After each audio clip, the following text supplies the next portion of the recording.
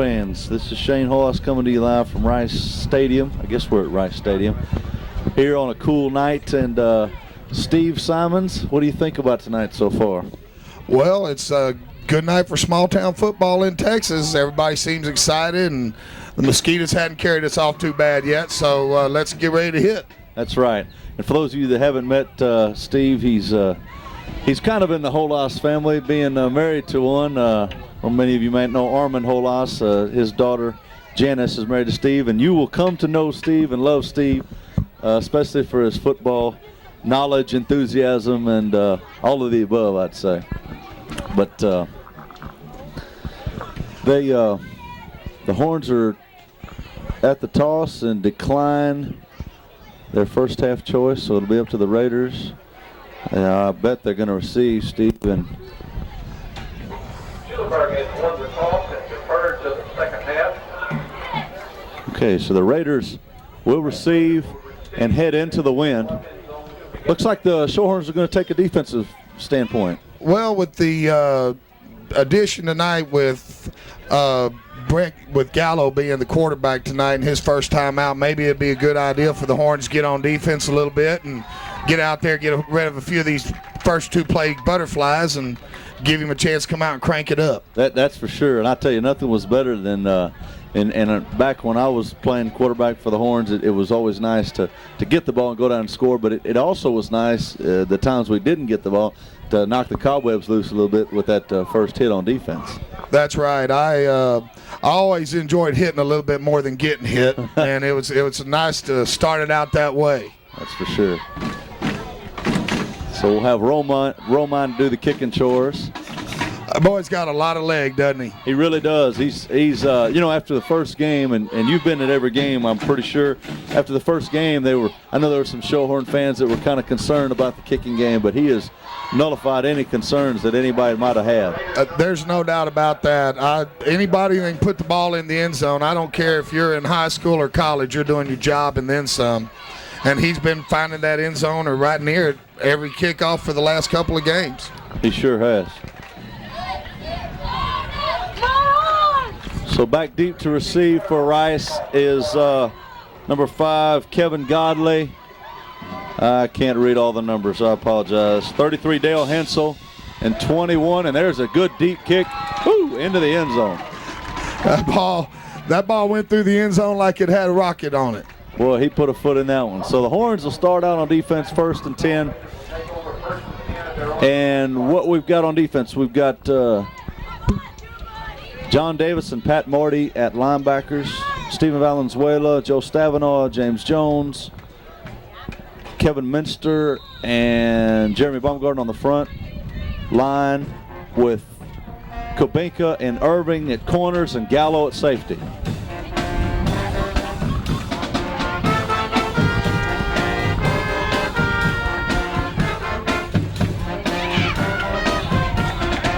Oh, a host of Horns on the play there. That was some good gang tackling right there, Shane. I got to pick up.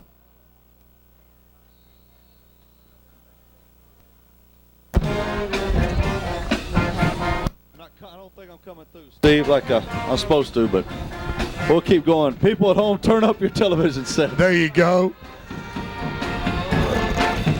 Okay. Gain of about 1.5 yards on that first play. Looked like quarterback and running back had a little bump in the backfield. It looks like they've got an offsides penalty on the right tackle. Kind of looked like they were going with twins into the boundary there, Steve, and that's something that I know the Shorthorns have done a little bit this year with some success. I tell you, U of H, a team you were quite familiar with, or well, it wasn't a particular team, but of course the school. They used to run trips into the boundary when I was playing against them, and you talk about a jailbreak. Hey, well, that was back when they were known as Cougar High, and they were trying to score 100 on everybody. Yeah, and it's getting that defense spread out so you can have guys like David Klingler passing the football over Andre Ware. It didn't hurt. No, not at all. Drop back to throw. Good toss and catch. Just looked like a quick out there. Kabeka on the stop.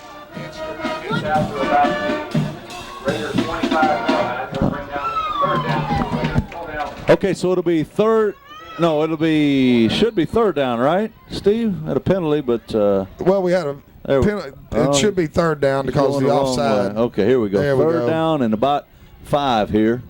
So they come out and they got a wing right, huh? Tight wing right. Yeah. Oh, student by And it looks like the Horns are covered. I believe that's Pat Marty on the play. And I tell you, Steve, the play looked like it had some promise, didn't it? Well, everything except picking up the mail and carrying it. Quarterback put the pitch out there, and running back just had a little hard time getting a handle on it. You think that may be because the field might be a little wet tonight? It definitely could be. I know the coaches were talking prior to the game that there were a couple of soft spots on the field. I know at Schulenburg we got close to an inch of a rain, so I would imagine they got as much here, if not more.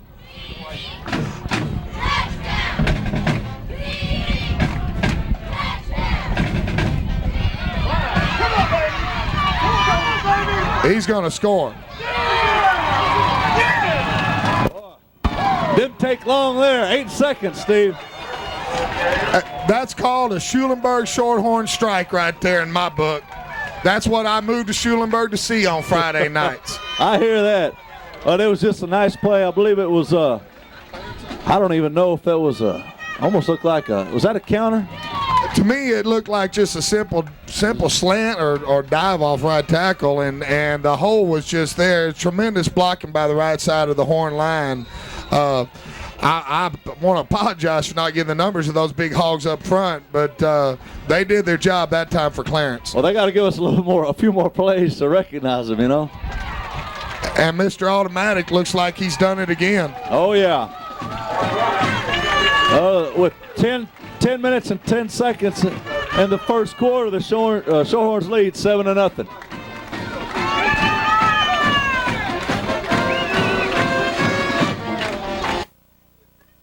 Okay, Steve, so it takes the Horns one play to score, and here we are, familiar set, a minute and 50 seconds into the game.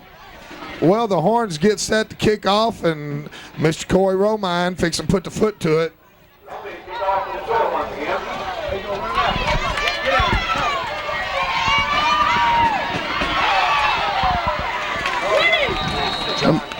Number 21, John Godley, and looks pretty exciting there. Stephen Valenzuela on the tackle, I believe. And I tell you what, kind of a gutsy return there. Yeah, I took the ball deep and took it up the gut and seen a little daylight, but we closed the hole pretty quick on him, and they still got to go a good 74 yards, and let's stop them here. So it's 1st and 10 on the 26. Too tight set. Woo! Pat Marty, Watipka, and James Jones, boy, they really bottled it up in there, didn't they, Steve? I tell you what, Marty closed the hole up really quick, and he had his help from his defensive lineman. You know, those guys, they're the ones that have to give it up in order for that linebacker to look good, and you just don't find it any easier going as a linebacker to watch those guys up front tie things up for you so you can close in and make a good stop. Definitely. I was watching a little ESPN special tonight on Katzenmoyer from Ohio State. That guy's a real deal, man. Yeah, we'll be reading about him on Sundays. Well, reading about him on Mondays, watching him on Sundays. Right.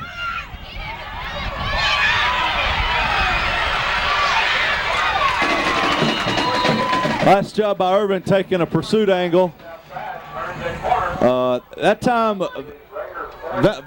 Valenzuela strung it out real nice there, but he just couldn't quite get off that block. Yeah, he did an excellent job. The blocking back did a good job on him, though. Got him standing up a little bit, and running back was able to get outside there and step off a nice gain. So we 1st and 10 from the Raider 49, and trying to approach Shorthorn territory here.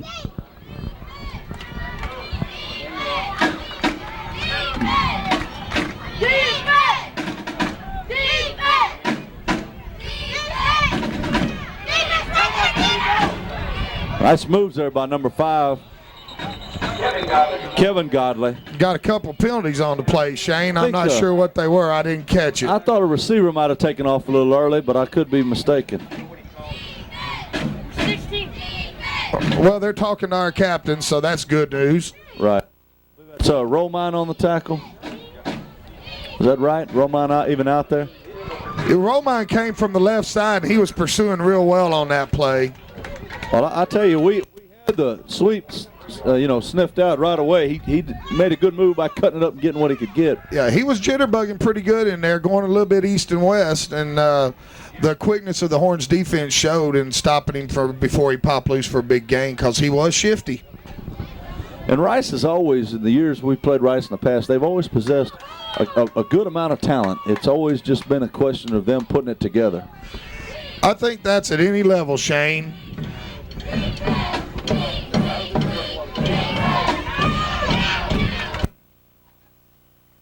Okay, so it'll be a gain of about 4 up the middle for, I believe that's Kevin Godley again. He's a shifty kid.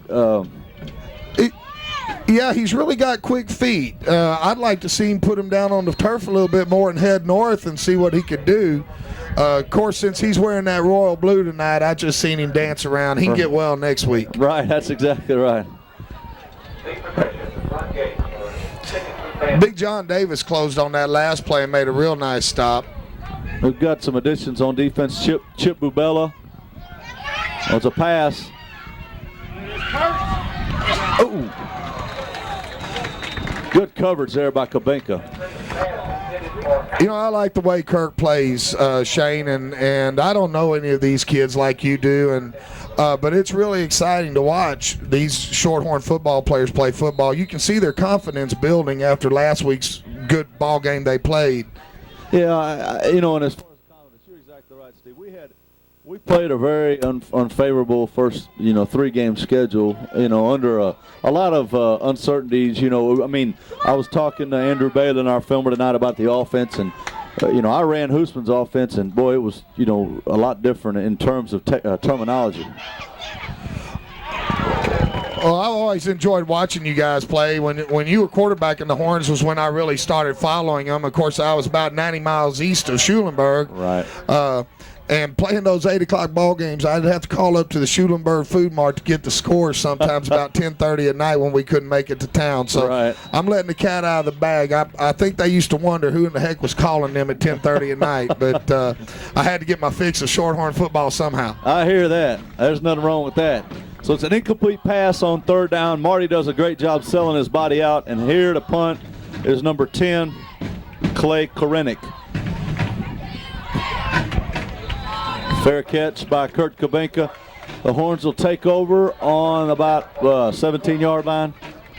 That was a smart play by Kubenka right there, Shane. You got those guys bearing down on you on a night like tonight. You sure don't need any muffs inside your own 20. Right, and an excellent job of receiving it because that ball looked like it was the type that would carry, and the punting unit was there, and they would have downed it, pinning the Shorthorns back. And now Gallo's got some room to get these Horns going.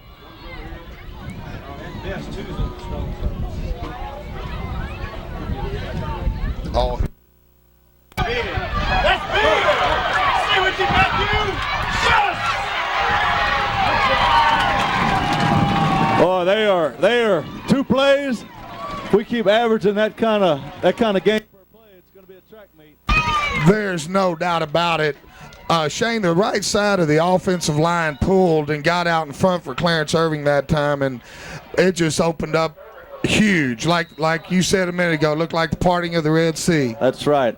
So let's give some credit to that line. We've got Joe Stavino left tackle, Chip Bubella, I believe, is at left guard. We've got Marty at center, right guard Miller, and right tackle is John Davis, tight end Roman.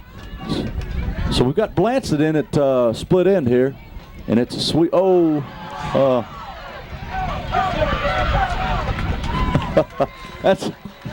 That's pretty good hands by Irving. Might have had a big gain had it not bobbled it. Well, on that play right there, Shane, the ball got tossed up in nowhere's land by Gallo, but then he recovered to throw a key block to Spring Irving around the end. He took out a couple of would-be Rice tacklers on that play, and that was a real nice move on his part to give it up for his running back.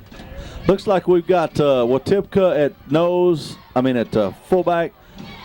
Irving, of course, at tailback, who's carried the ball 3 times now.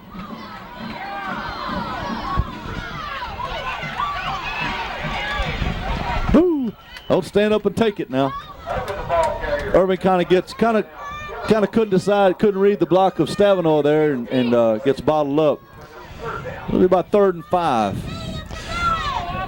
Yeah, it's real easy to see from up here a little bit that congestion, but Shane, as you well know from playing at the level of ball you played, when you're down there one-on-one with that guy, you can't see like we can up here, and you take what you think you've got coming. Definitely. Okay, so we've got Kubinka and Will. Looks. All right, we got a flag here. I'll tell you what, Gallo was ready. He was ready to crank one along. It looked like Kubinka was going to be the target on that one. And it would have been nice to see how far he could throw that ball with that good wind at his back, Shane. Yeah, well, it was one of those, I think it was a more like a fade. You know, it was he fakes the hitch route or the screen, the slip screen, and then lets it go and hopes the corner bites. Of course, I tell you, that corner, he was playing, I wish you guys could see me at home. He was standing just like this. I mean, no bend knees, not, shoulders over his feet, nothing. Well, from once again with Kubinka, you stand that way and you're going to get burned. That's definitely right, and that's exactly why he got the interference penalty. That's it. And really, even though you never want to teach your kids to penalize someone purposely, that was a good defensive play, Shane. It really was. Because he don't grab Kurt and it's 6 points most likely. So take the penalty, and you still, keeping them out of the end zone. The score still 7-0. Okay, so it'll be Twins right.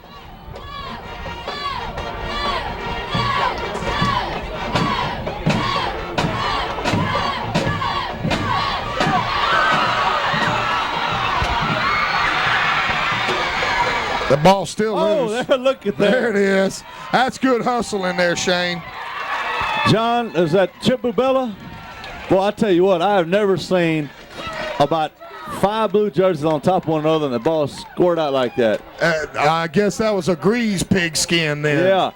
In college, I don't know if you guys did this because you played college ball as well, but in college, I remember our head coach dedicated about 30 minutes, 6 periods as they call them, 5-minute periods, on how to recover a fumble. That's right. You can never, the ball is, due to the shape of that football, you can never anticipate where it's going to go, so it's very proper that you slide into it and cradle it into your body and recover that fumble. And, even on the pro level, those guys could use a little bit more of that rather than trying to pick it up and run with everything. I think so. So many people try to pounce on it. And that's Irving around the corner, and he outraces part of the defense for a gain of about 5. So it'll still be a good ways to go with 3rd and about 20, maybe 18. So we'll probably see the horns. If not run a draw or screen, we'll probably put it down the field up in the air. Well, it's time to test that strong arm quarterback we got out there right now, Shane. I know today in the Booster Club meeting, Coach Wild's really excited about his arm strength, and to quote him, he can throw the ball through the side of a barn. Well, I like to see it. Looks like they're going to be in deep half coverage. We're squatting underneath. It's a screen. Oh, it looks good.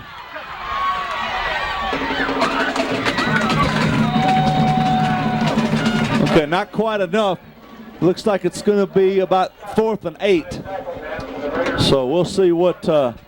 That was just one of those situations, Steve. I love screen plays, but it really takes, and not that we don't have agile linemen, we do, but it's the tough. I mean, there was, to me in college, the worst thing. We were talking about earlier, running against these little DBs, but blocking them is even harder because, they can bob you, jump around you. They're so dang quick, and you're big, and you're in the open field. Well, the field gets a whole lot bigger when you're out there one-on-one with a guy that's very quick and strong. and those guys, they don't know what body fat is out there, and they're extremely strong, despite if they're 5'8" or if they're 6'2". Those corners are a different breed. Yeah, they are. They're probably some of the best athletes on the team. Well, that was always, when I was lucky enough to play a little football, the cornerbacks were always our best athletes. Right. And I was telling my son on the way over here to the game tonight, because Schulenburg's got that youth program going now, and he plays along with several younger brothers of the Shorthorns. And I was telling him tonight about that on the way over. The guys that used to hurt me weren't them 300-pound defensive tackles. It was that 165-pound cornerback. And because they just ring you up. They hit you a lot harder. Definitely. Okay, so it's going to be 4th and 15. The Horns had a penalty on the lining up or some such, and they go with the draw. Oh, good block. Oh, I think he lost the ball. Looks like it's going to be Rice's ball. Either way, he didn't get to the 20-yard line where he needed to get. A couple of nice blocks in there by Kubinka and a nice try by Irvin, but he just kind of ran out of room. Yeah, he got pressured up against that sideline there. But I like the way that Clarence will lean into a defensive back and give him a little extra when he's going down. That's a sign of a good running back. It definitely is. I tell you, I'd like to see him, for longevity purposes, I'd like to see him be a little more heady. Like, let's say if he's in the middle of the line and there's probably a 99% chance that he's going to not get out of a situation to go down and not take the hit. But right. You got to love the fight, though. Either way you go around it. Well, the smart way is your way on that, and I think that'll come with a little bit of maturity. Tough running by 15, and John Davis and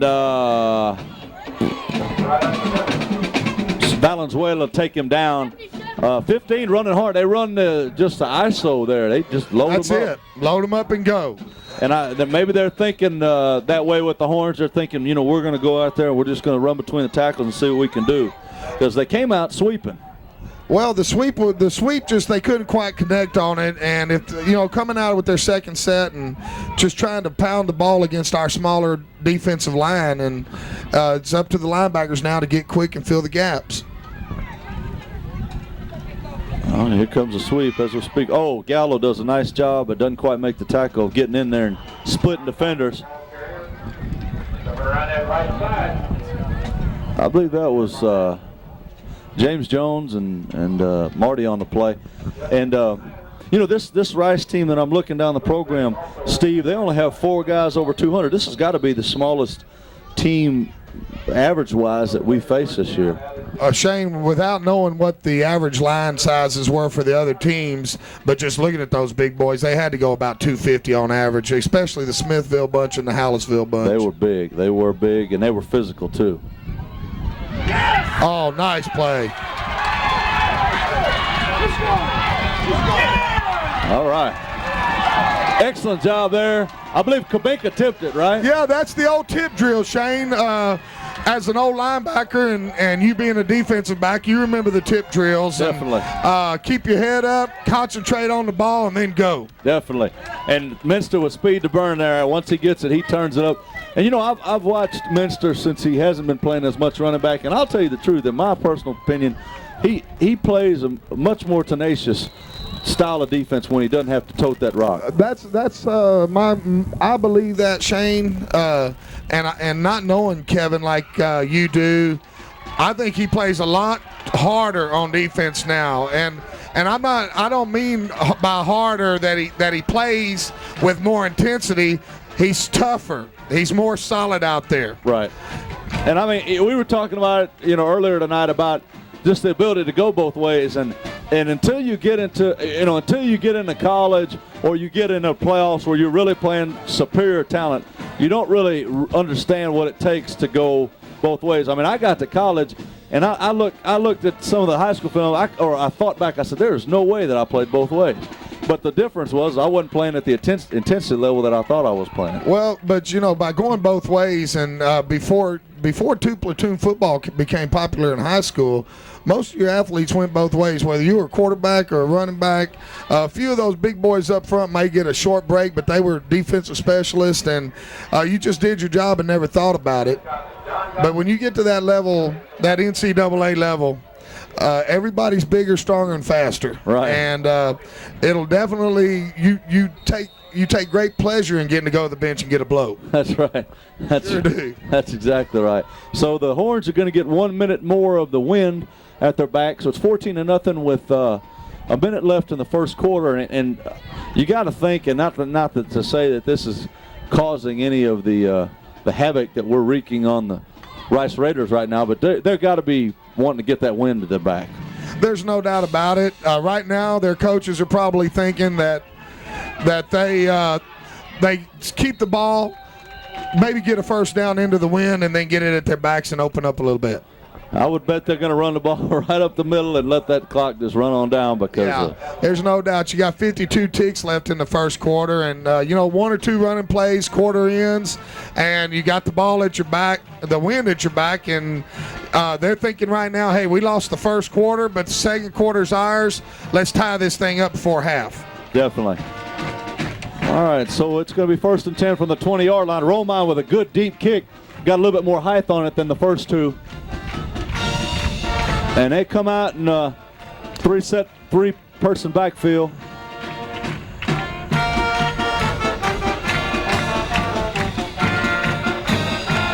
That's just power football, Shane. Boy, and he's hitting the hole, isn't he? Yeah, there's no tiptoeing there, that's for sure. I like to say they're putting their feet down and running.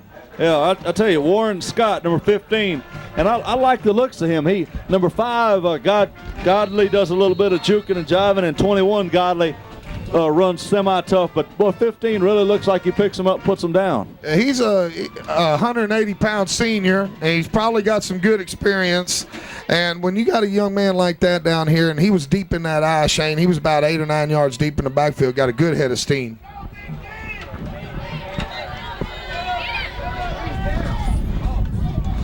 Looks like they gained about 4 on the play. It looks to be a first down there, Steve, as the final seconds go off the clock. And I'm sure that we will get the rest of the quarter done, and we'd like to take this time to thank our sponsors. This night's game for the Shorthorns at Rice Consolidated, we have James and Dolly Hatfield, Don Blanchett, attorney at law, Highway 77 North in Schulenburg, Double B Foods in Weimar, Country Fresh Cleaners at your service, Schulenburg Printing and Office Supplies and Sports Specialties, IMCO located in Schulenburg, Baumgard Matula Company, Wellborn Petroleum Company, serves Schumer, Food Mart, and JW's Exxon, Rotec Overhead Systems and Equipment, Dolores and Tom Sanders, Schwinky Baumgarten Funeral Home located in Schulenburg, and Kromschek Insurance Agency located in Schulenburg, as well as Century 21. Well, Steve, we played 1 quarter of a ball game here, 14-0, and if you're the coach here, what do you tell your troops? Well, if I've got them out there in that huddle, I'm going to tell them keep your intensity up. We've only played 12 minutes of football, and we're in their yard. We're at their home. They got their backs up against the wall. Nobody likes losing their house. No. And let's keep the intensity up. Keep doing what we're doing. Cut down on any little things that we're doing wrong, and take it to them. Definitely. We've got pretty much the same defensive set we've had earlier. Matthew Gallup is in there, and I just love Matthew Gallup. I mean, you look at him, and the coaches ought to be drooling over there just by looks, and boy, he gets out there and he gets after it. There's no doubt about it. Host of Horns there, Marty and Davis among others, cleaning up. Defensive line doing a nice job. They do get too much on the push, though, here, Steve. It looks as if they're getting about 5 yards. Well, their offensive line, they're going on a quick count once they get set, and their offensive line's getting a good push. The running back is running hard, and you giving up that 3 or 4 yards, that's Jimmy Johnson football. That is. He wants to what Rice is trying to do, it looks like, set up 3rd and short and just get a good sustained drive. That's for sure. I mean, there's something to speak. Talking to our cousin Donald over the past 3 or 4 weeks. Oh, guard around. Coach,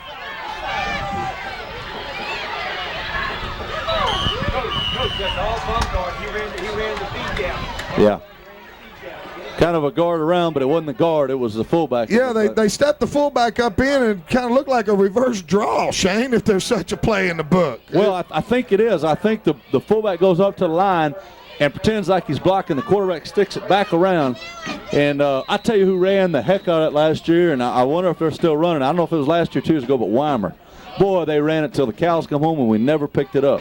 Well, that's a real aggressive right side of our defensive line there, playing good aggressive football. Someone was in the backfield. I think it was Big Baumgarten, and looked like he got pancaked just from slipping down.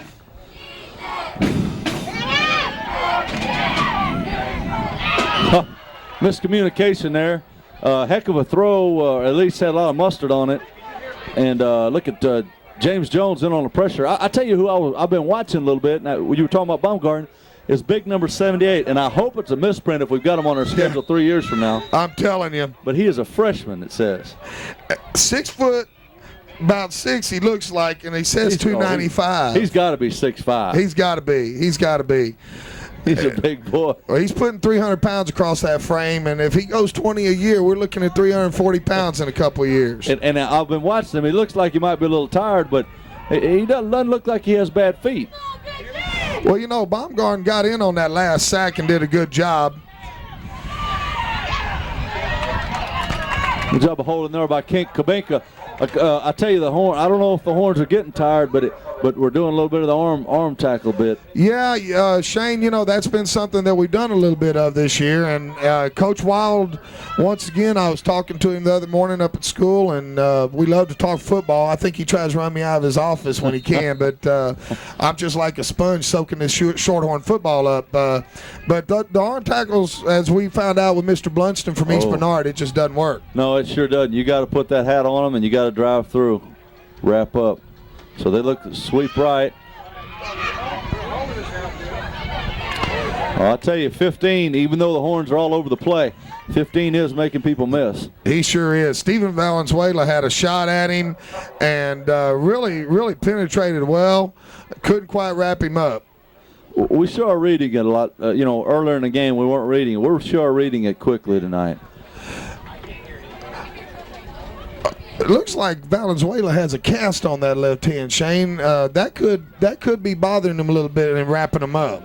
It definitely can. All right, so we had a flag, but they waved it off, and I'll tell you, it looked. We're sitting there behind the Shorthorn coaches. It sure did look like there was some grabbing going on by the offensive lineman of Rice, and I don't like to home call it too much, you know. Well, but we are homeboys, and eavesdropping in on the coaches, they definitely seen the holding there on that right side. Yeah. I had a coach that always referred to, if you got blocked very bad, and even if the guy held you, I mean, unless it was blatant, he'd say, "Man, you need to get that Velcro off your jersey."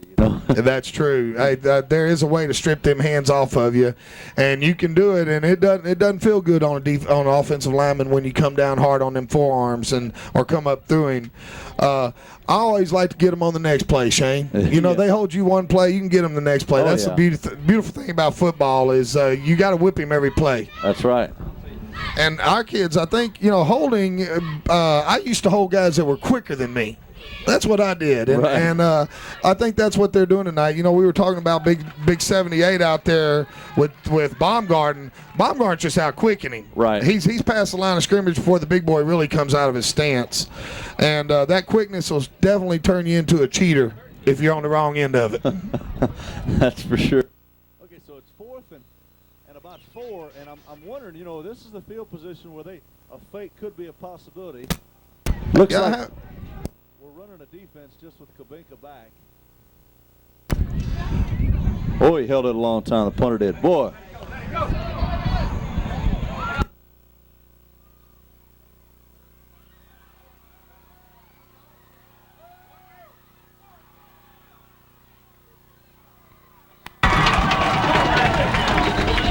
But it was good, but I think it's going to come back.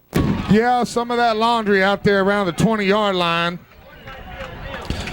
Boy, that's one time when you break the rules and the coach starts out going, no, no, no, yes, yes, yes. Nice return, but we've got flags on the play, at least 2 flags.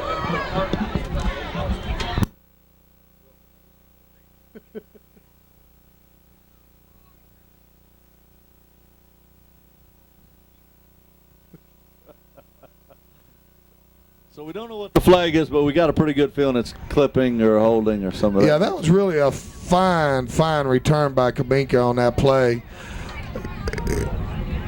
Yeah, we got a flag at the line of scrimmage also, Shane. The coaches have pointed out to me here. 2 flags. I tell you what, I had the pleasure of watching, and he is very cocky, and a lot of people may not like him. Of course, there's a lot of Cowboy fans around, but I had the pleasure of going and seeing the Raiders and the Cowboys last weekend live in Dallas, and that Deion Sanders. We were talking about cornerbacks being athletes. If he isn't in one of the top 5 athletes in the NFL, I don't know who is. I mean, he's amazing. Shane, it's amazing when a guy can take and hit a 90-mile-an-hour fastball. I don't care if he's doing it one every 4 times or not, and then come out on a Sunday afternoon and do the things he does offensively and defensively. There's talking the talk and there's walking the walk, and I think Deion does both. Yeah, he does do both, and I used to be down on him until lately, because of his attitude. I always thought that he, there was just too many impersonators trying to, imitate him, but they didn't have the stuff to back it up. And there's nothing worse than a fake, I'm telling you, these wannabes, they've always turned my stomach, that's for sure. And the way I look at it, you come out here, you got a job to do, and do it. And if you're better than the other man, football's that kind of sport, Shane. You got to be a little cocky, and you got to be confident in your ability. And sometimes you got to shove it in their face a little bit. But there's ways to do it without taking your helmet off and panning in front of a camera and doing a dance. Right, exactly. And I know that high school and college has amended their rules as such. There were a couple rules implemented when I was in school, and I'm sure they're still in effect. If you took your helmet off, it was a penalty. If you threw the ball twice the height of your body, it was a penalty. So they tried to cut a lot of the antics out. Well, I think that's the way it's supposed to be. Football's a team sport, Shane. You got 11 guys out there. No one man can do it by himself. Exactly. So they'll be punting again. Oh, my gosh. High snap. Go get him, guys.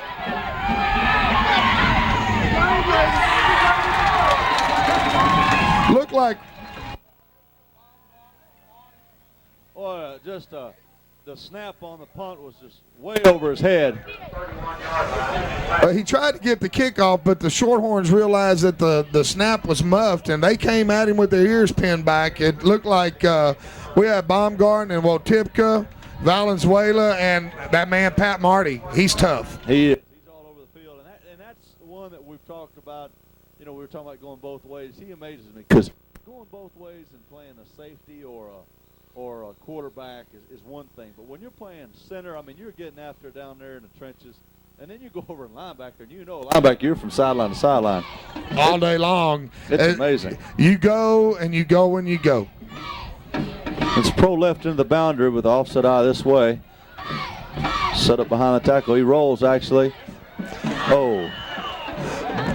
Nice pass there by Gallo. Put a little touch on it, which we were told he has to work on. Well, I think Tippy on that play right there was ready for his chest to be caved in. He got a really nice pass thrown to him and just couldn't quite haul it in. So it'll be 2nd and 10 from the 30. Yeah, he didn't turn his hands. It looked like he tried to catch it like it was an over-the-shoulder catch, and he could have turned his hands over. Right, that's tough on a fullback, and I know that's fullback was where I played on offense. And when you're going upfield and you're trying to turn and catch a ball and go back across your body, us fullbacks just aren't as limber as those tailbacks. Oh, nice block there. Oh, I tell you, nice job by number 16 for Rice of making an open field tackle. Before that tackle happened, Tipka made a really good block to Spring Irving for just a second there until the cornerback closed. So it's going to be 3rd and 12, and I'm thinking, I'm getting the vibe here. I'm thinking Kubinka, or it could be bootleg. What do you think? Huh? Well, you that offensive mind. I used to listen to guys like you in the huddle and hope my number was called. Oh, we were offsides there. There's some movement, and the flag does fly. I think you hit that one on the head, Shane. Yeah, we had half the line.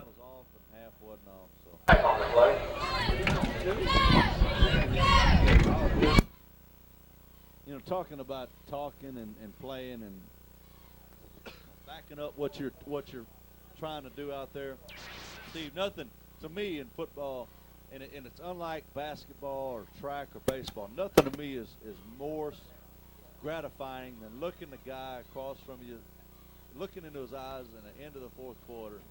And there's like a respect you got there, you know. I mean, he may not like you, he may hate your guts, but he respects you if you put it on him.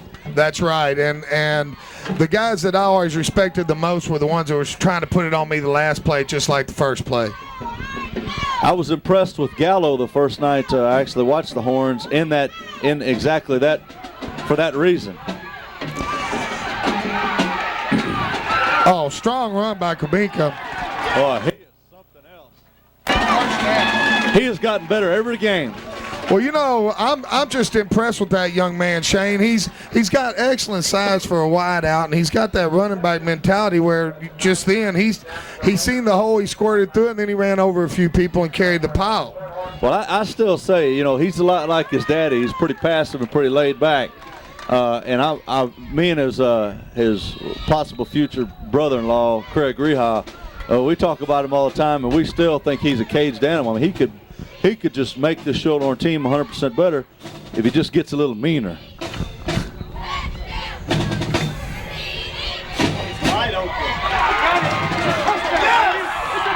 Oh, airborne.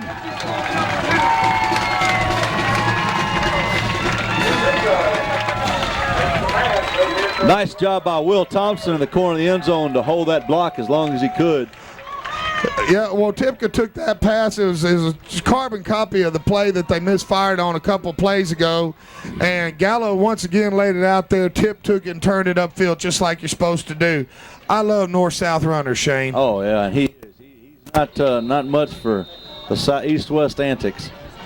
So it'll be Romine to kick with Blanchett holding into the wind. He knocks it through. So with 7:17 left in the second quarter, it's the Shorthorns 21, the Raiders nothing.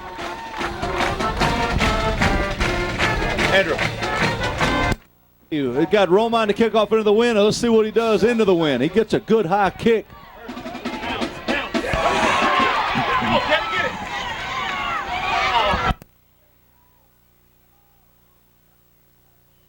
Okay, we got Chip Bell on the tackle. I'll tell you, I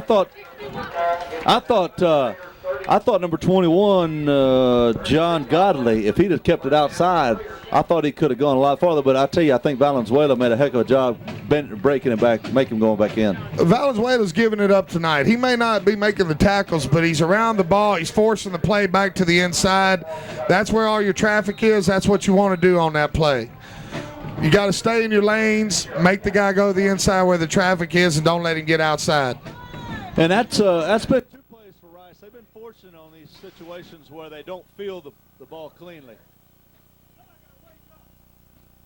And the Horns are 2, 4, 6.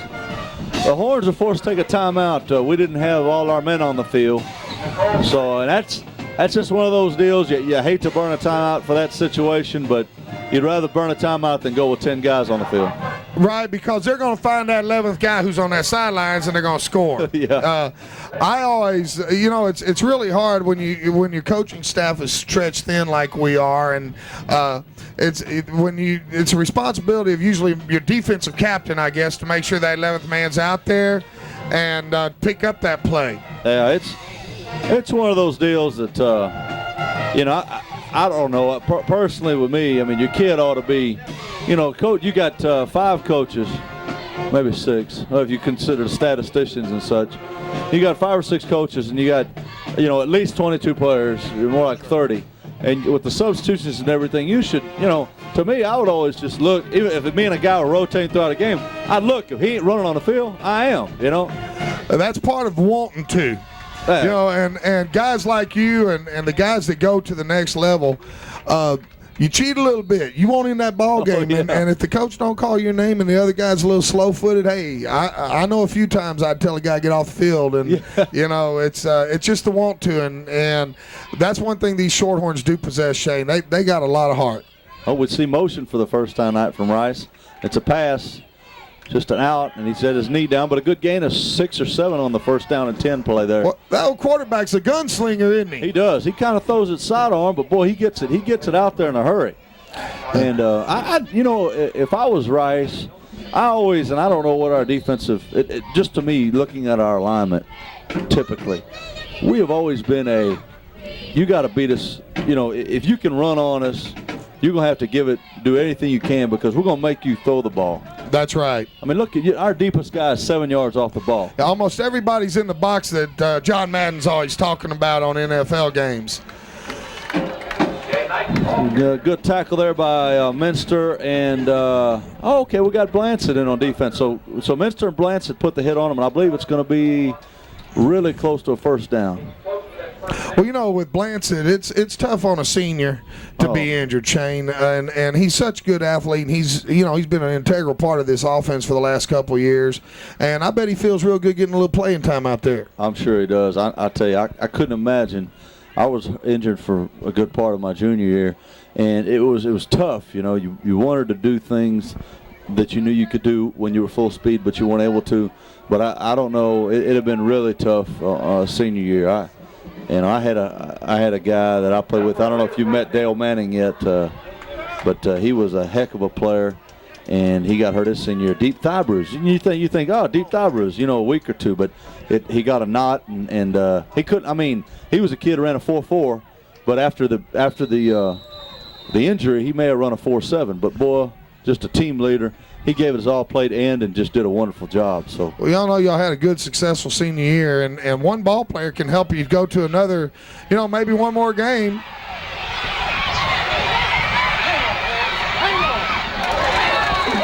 Oh, touchdown saving tackle by Urban, but we talked about 15 earlier.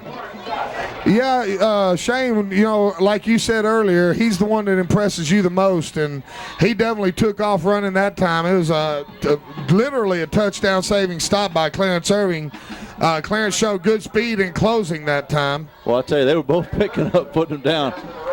Ooh. But that's good. Sometimes you have to get hit in the mouth to wake up a little bit, and we're up 21 right now, and we just got hit in the mouth. Let's see how we come back from this right here. That's right. So they come out and they're missing. No, it's tight wing right. Okay.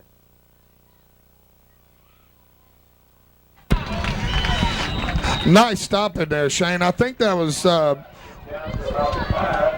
James Jones in on the bottom of the pile. I don't know who cleaned it up. Yeah, I think James Jones made the first hit. He hit him right there at the line of scrimmage. It was a good play. Him and Wotipka coming out now. Okay, maybe going with a little bigger front lineup. You got Bubella and Miller in. They'll probably play the. I tell you, kind of like a goal line defense here. Yeah, you got to have it. You're down there inside the 5, and looks like they're going to try to power it in.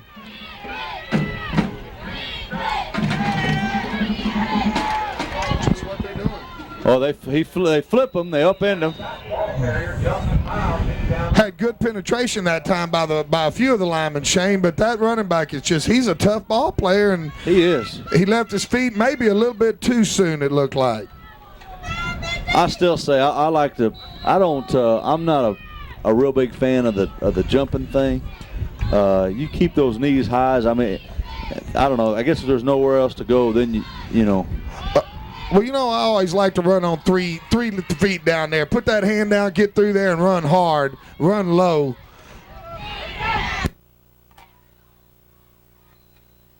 And they go for the corner. Number 15 gets it, boy. Matt Gallup hit him right at the pylon, but he got in. Matt stopped him pretty cold, but he was already diving forward, and he had too much momentum. It was a good play by Matt. All right, so Horns take one on the chin, and with 4:02 left in the game, it'll be Rice's option to go for the extra point, which it looks like they will.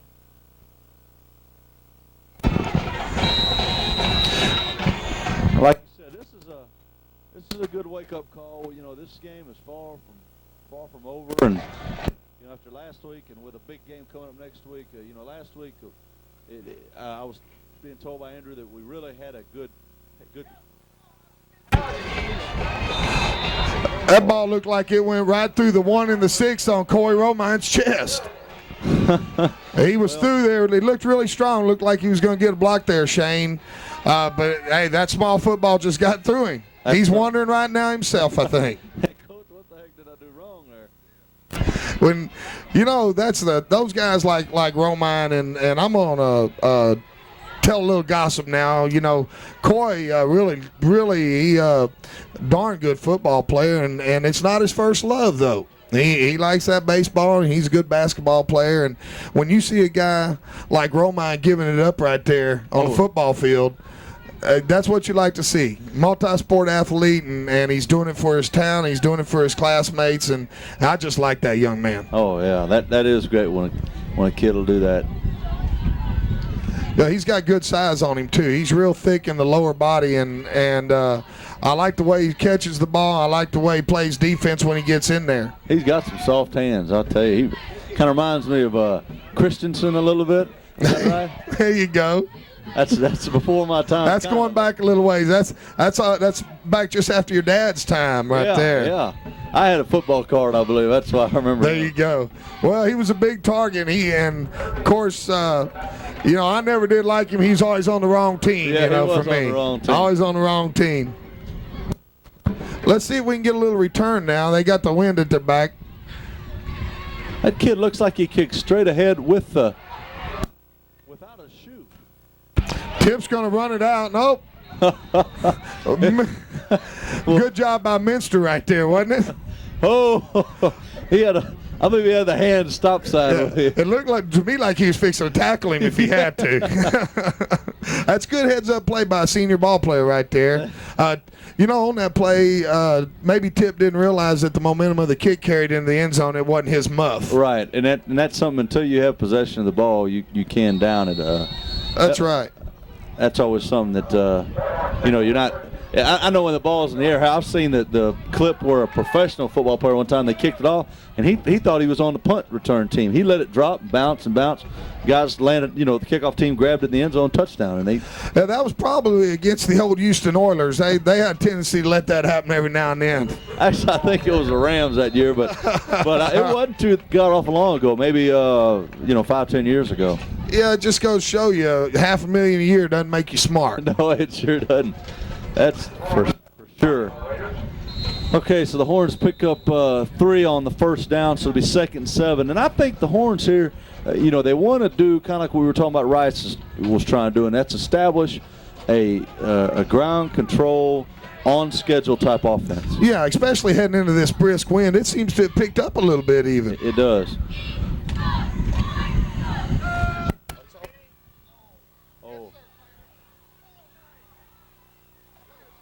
Boy, he did a little sidestepping, and I'll tell you, he works some magic there. Yeah, he was, and he had that sideline right there on him. So what he was doing was in a real small space, and it was a real nice run.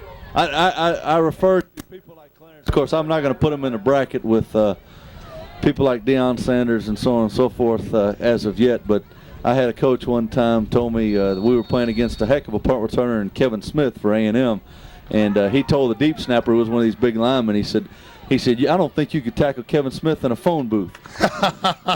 He was probably right.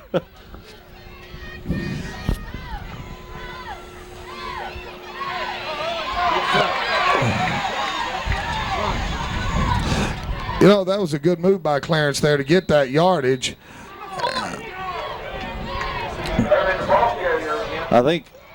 I don't know. I'm hearing some of the coach up here saying, "Run, Clarence." That's right. He's getting out there. He's getting yardage, but it's almost turning into the Metcalf show. He wants to juke everybody, and obviously, as you know, when you're juking and people are recovering, and most often, Shane, the first move you get them, and the second move gives them a chance to catch up. Right. And Clarence went a little east and west there at the end of that run. All of a sudden, there was 4 blue shirts around him. Still 8 yards on the play. Good job by the line blocking up front and the fullback kicking out. Oh, they give it to old Watty, and Watty's close to the first down. That's a classic fullback run right there. You get hit a yard deep in the backfield and turn it into a 1-yard gain. That's what a tough 2 yards, if you ask me. All right, so it's going to be 3rd and about a half yard, maybe a foot here, and Matthew Gallup brings a play in. And I sure do like it, and I know this was we spoke to Jimmy Johnson earlier. Bill Parcells is like this, and I think almost every successful coach wants his team right here to be able to go right up the middle and get your yard. That's right, Shane. I agree. We're punching it down. We've used up the clock. If we go put it in the end zone right now. Yes!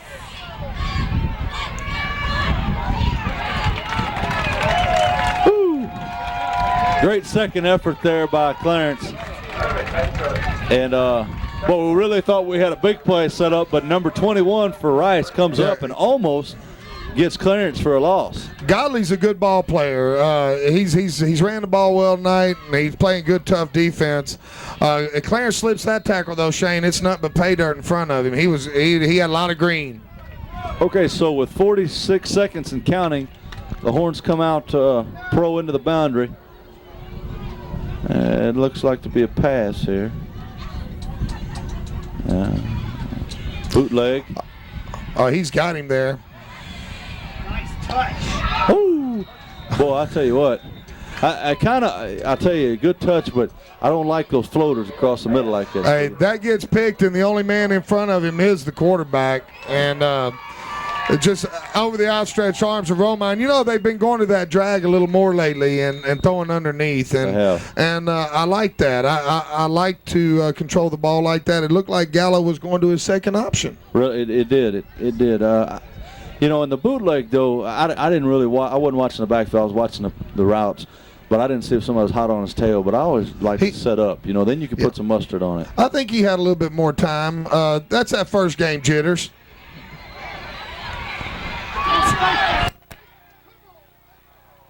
Oh, I think we're going to get 15 there, Steve. Yeah, that looked like a flagrant one right there, Shane. Happened right down here in front of the Shorthorn bench, and coaches were jumping up and down, and I was agreeing with them. I had to turn off my mic for what I was fixing to say. I hear that. Well, it would, boy, a 15-yarder would sure, in an automatic first down, if it's of the personal foul nature, would give us 1st and 10 on about the 30-yard, 25, 30-yard line. Not yet in Romine's range with this wind, but we could go for a throw about 2 passes, maybe 3. Give us a chance. It doesn't look like it's a personal foul. It looks like it's a 5-yard variety, and that's kind of surprising, seeing as how he just took him down by it. That's right. You know, on a face mask, I'm not being an official or anything. You know how hard the face mask is by how fast that running back or the ball carrier goes down. Definitely. And he went down quick because the rest of the body follows that head. Definitely. So nonetheless, you know, we are at Rice, and oh, never mind. I'm not going to say anything about that. I tell you, we've had I don't know if this is a Victoria chapter or not, but Victoria chapter's always kind of been notorious for some spotty calls throughout the game. Well, I tell you what, after this play, I'll let you in on a little story about 20 years ago. Oh, really? You know, high school football runs deep in our families, and you had a couple of cousins involved in the St. Pius High School program in Houston. They had a pretty fair quarterback back then named Gary Kubiak throwing the ball to them. And but they had won their semifinal game, and they were in the state finals, and they were getting ready to play the winner of Schulenburg Bishop Forest and Port Arthur Bishop Byrne, I believe. And the home cooking, I'm going to let this play develop, but this is worth finishing, Shane. All right. Oh, well, it looks like we got... Go ahead. Well, on that play, a cousin of yours, by the way, was a good ball player for Bishop Forest. I'm going to go ahead and say he was probably the best ball player that year, and that was David Schmidt. Okay. And we were playing Port Arthur, and a little bit of home cooking. David hit a kid on the sidelines near the half and got tossed out of the game for intentional roughness, unnecessary roughness. And Bishop Forest ended up not winning that ball game. Really? And, you know, a lot of people say one man doesn't make the difference, but that night it would have. On that last play, not to change subject so drastically, but I got a coach over telling me I need to boost the club faithful. But we ran a quick post there with the ball being pretty close to being on target. Kabinka couldn't quite get the handle on it. And number 15, of course, who we mentioned obviously several times, Scott, he comes up to try to put a hit on Kabinka. Kabinka's able to get his head down and puts a wallop on 15, and 15's out of the game now. So that's that toughness that you were talking about you wanted to see out of Kabinka. I think you got a dose of it right there. Oh, yeah. I mean, he's a big, strong kid, and if he'd get mean, it'd be scary what he could do. Looks like we're going to go up top with 4 seconds left. Oh, maybe not yet. A little bit of movement. I found this on the stairs. It's in my friend, and it says "Love you." Okay, baby. You know.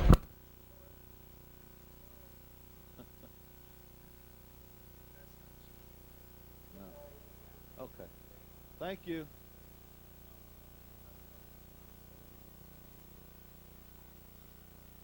Yeah.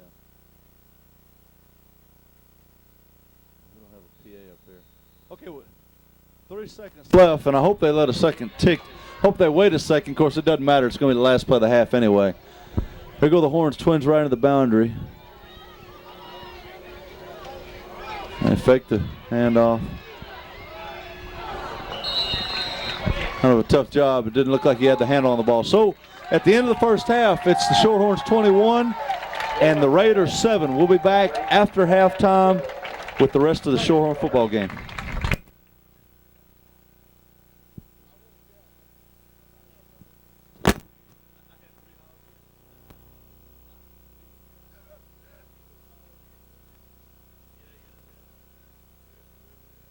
Okay, we're back here with a couple of minutes left in the halftime show. I think we're getting ready to see who's going to receive the kickoff, or maybe we've already done that.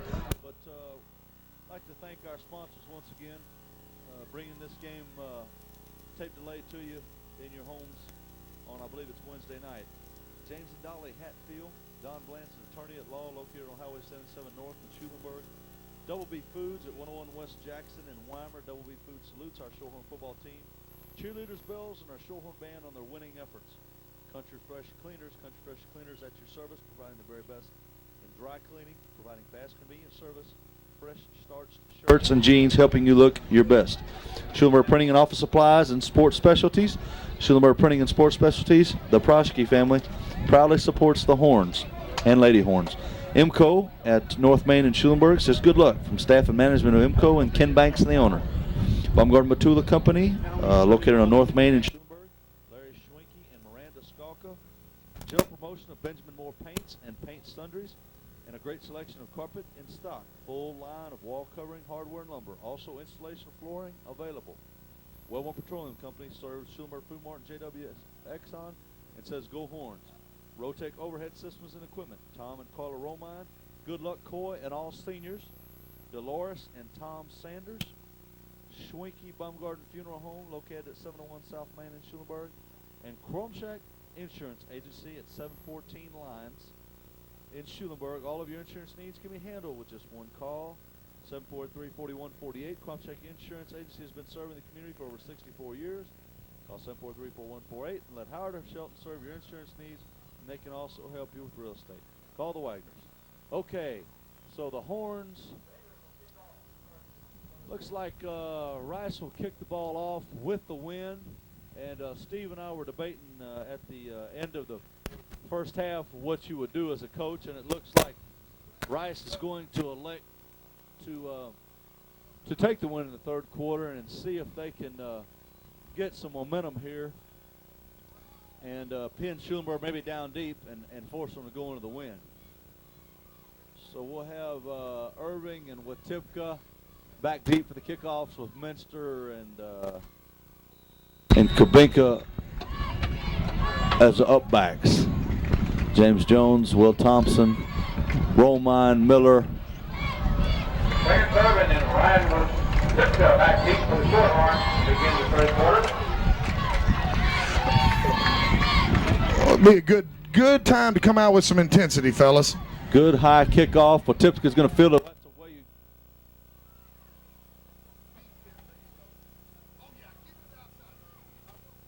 Okay, so he's out to about the 12 or 13-yard line. That was an excellent kick by the kickoff team there. Well, that's a senior kicker and a whole barefooted sidewinder, and he took advantage of the wind, got a good high kick. He did. And you could tell Tip had a little bit of trouble with that high ball like that. He did, and basically what you got to do is you can let it land in front of you, but when it gets up around your face, that's when it's hard to catch a kick like that. It's not a spiral, so you can't just reach up and snag it like you can a pass. That's right. That end over end, it'll get you. So the Horns take over from their 12-yard line, pro right. Come out a straight dive on Tipka. Oh, he gets tackled by a host of Raiders there. Maybe a gain of 3 there, Steve. Tip ran, found the hole a little clogged up, put his hand on top of somebody and vaulted forward for a little bit of yardage. It seems like he always manages to fall forward. He does. He doesn't get knocked backwards very often. He's got that low center of gravity, so he's one of those guys, really, I'll tell you the truth, if he was a little bigger, I'm sure you were a lot like this, you hate to tackle a guy to run so low to the ground. Oh, man, no doubt about it. All you get a shot is at knees and shoulder pads. That's right. Clarence got some room here, Shane. Oh. Kind of a shoestring tackle there. It looked like we bellied a little bit there in the backfield. Eavesdropping on Coach Garza and them here. Said that maybe if he would have hit the hole a little bit harder and keep the angle of the play the way it was designed, it may have opened up a little more.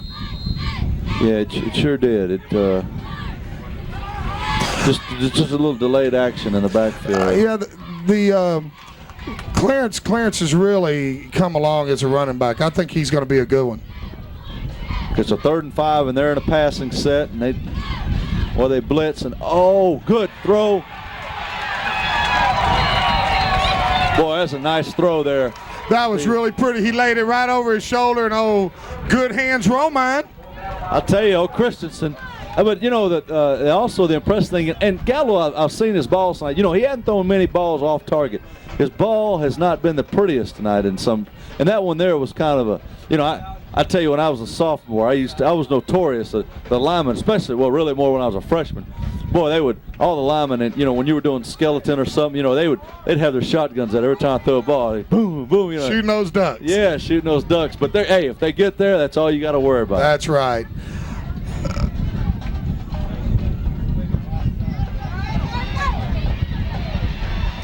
There it is.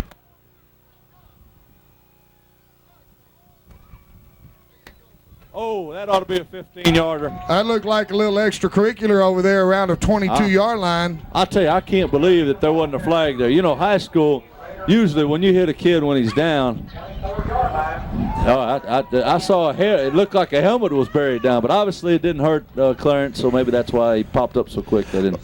Yeah, he got up quick. Those rules are in there for safety, Shane. Right. And that helmet can be a tough weapon, and especially when the running back's pulled up because he's out of bounds and someone teeing off on him like that. Exactly.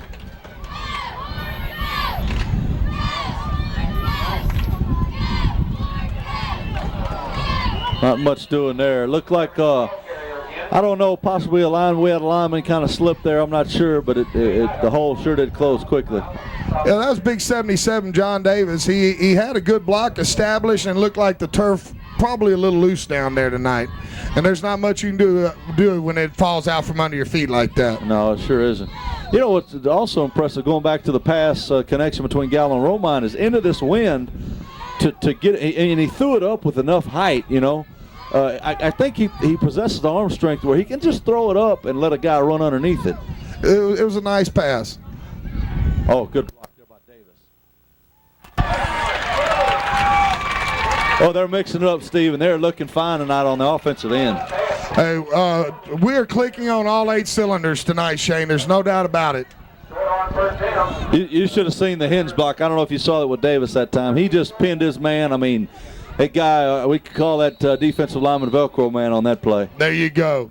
Well, on Davis, that goes to show you tonight, he's just following the trend of the rest of the Shorthorns. You have a play that you might not get your best on, you come back and make a great one on the very next play. That's exactly right. So 1st and 10 from about the 14-yard or 18-yard line.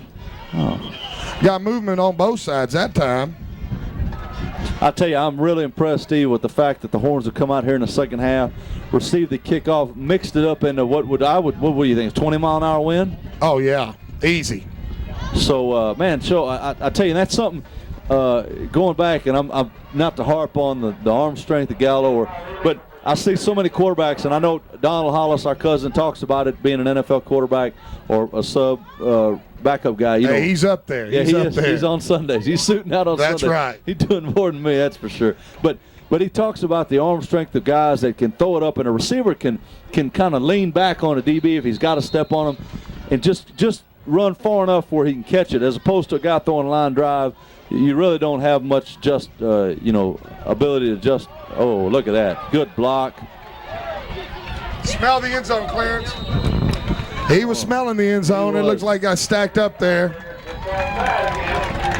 And making some nifty moves. He's, something that he looks a lot better at, and I obviously had an instinct for it in that first game where he played running back in East Bernard, but he's setting up his blocks very well. No doubt about it, and that's the mark of a good running back. Anytime you see, and in no way am I comparing Clarence to Barry Sanders, but that's what you do. You get out there, you use your linemen, you set up your blocks, and you exploit, what's happening. And Clarence, you got a long way to go, partner, but keep it up. That's right. It was first and goal from about the 1 yard line, and they go to Clarence. Head over heels. Oh, and he didn't get in, it doesn't look like. Clarence is wanting it. After an effort like that, I'd want it too, Clarence. He almost landed on his head. Luckily, he made it over. Boy, get them feet over. That's about the second or third time tonight we've seen a kid flipped.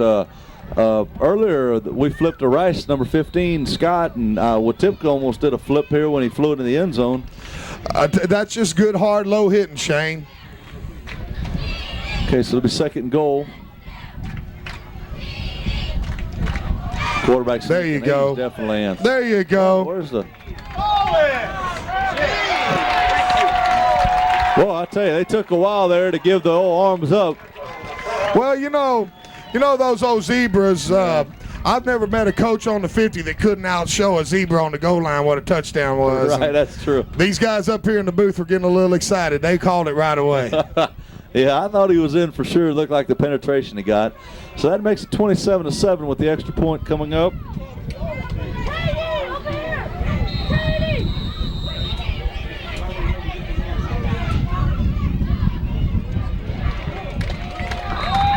It's good. Automatic. Mr. Automatic. What is that, Shane? About 12 or 13 in a row? It sure is. Oh, I think we've got a little extracurricular activity here. And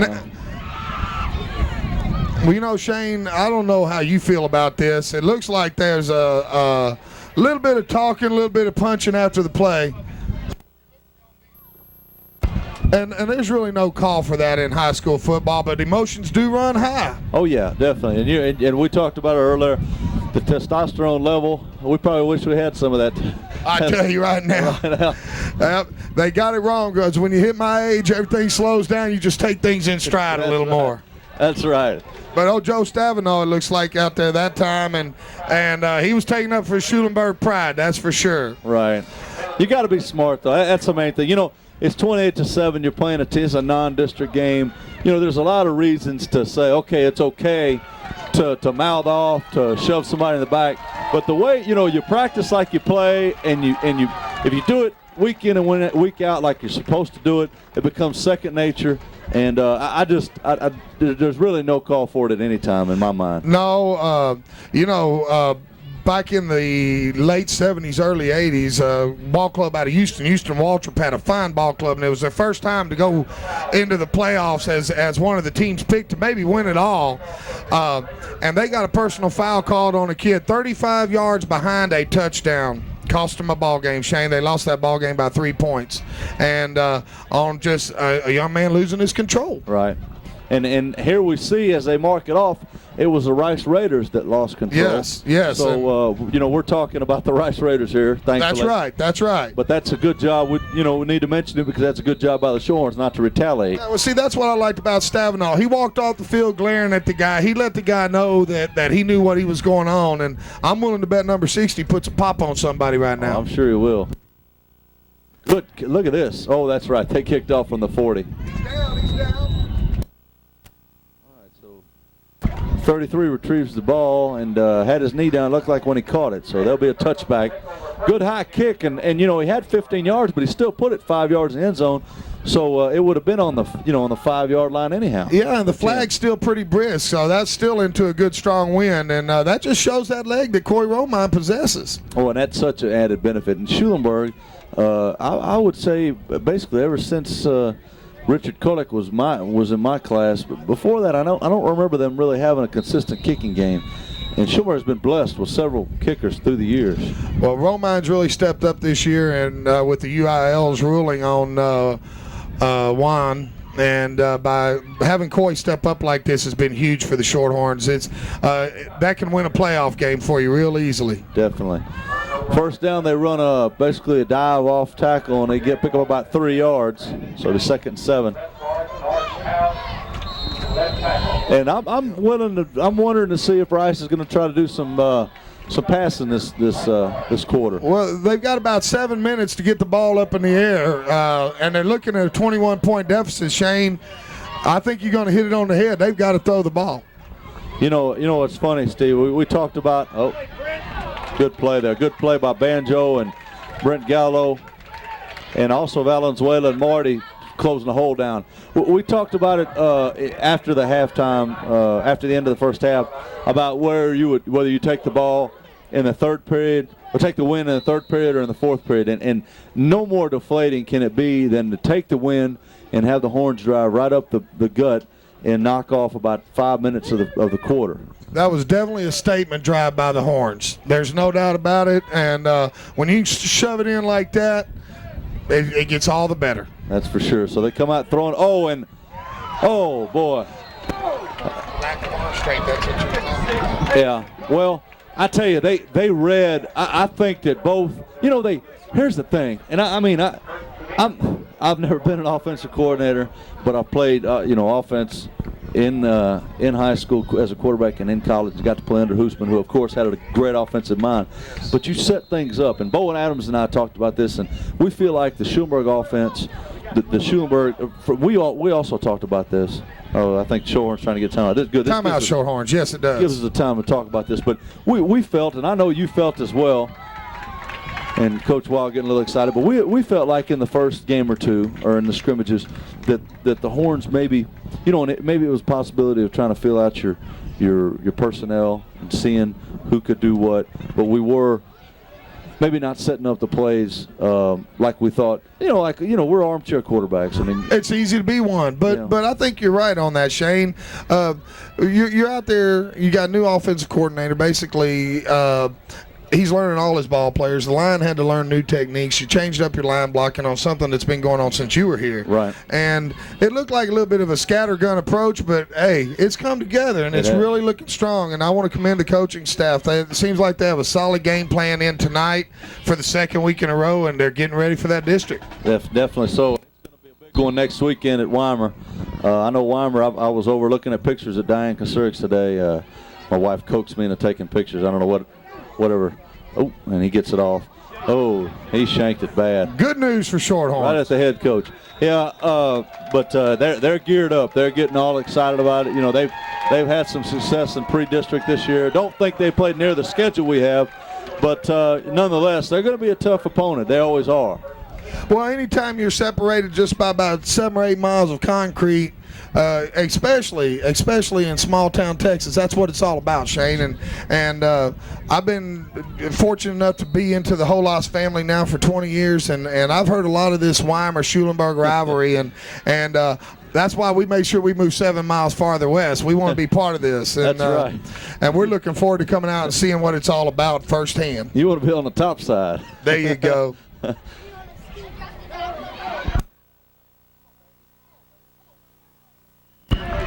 They just had one too many blue jerseys to shake there. They really strung it out well that time. That's textbook defense right there. I'm going to give the Raiders credit. I'm never one to compliment my opponents too much, but that's what's designed on the board right there. That is, and a really loss of 2 or 3, and we look at, Banjo gives you such great game-breaking capabilities, but it's a situation. We were talking about Barry Sanders earlier, and I remember Donald, our cousin, was talking about Napoleon Kaufman, and how he doesn't always keep you on schedule because he's, trying to do so much. And it's a quick out.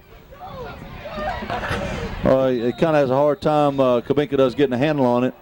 But it's going to pick up about. Gallo really put that ball out there on the rope, didn't he? He did. He can toss it with some with some authority there.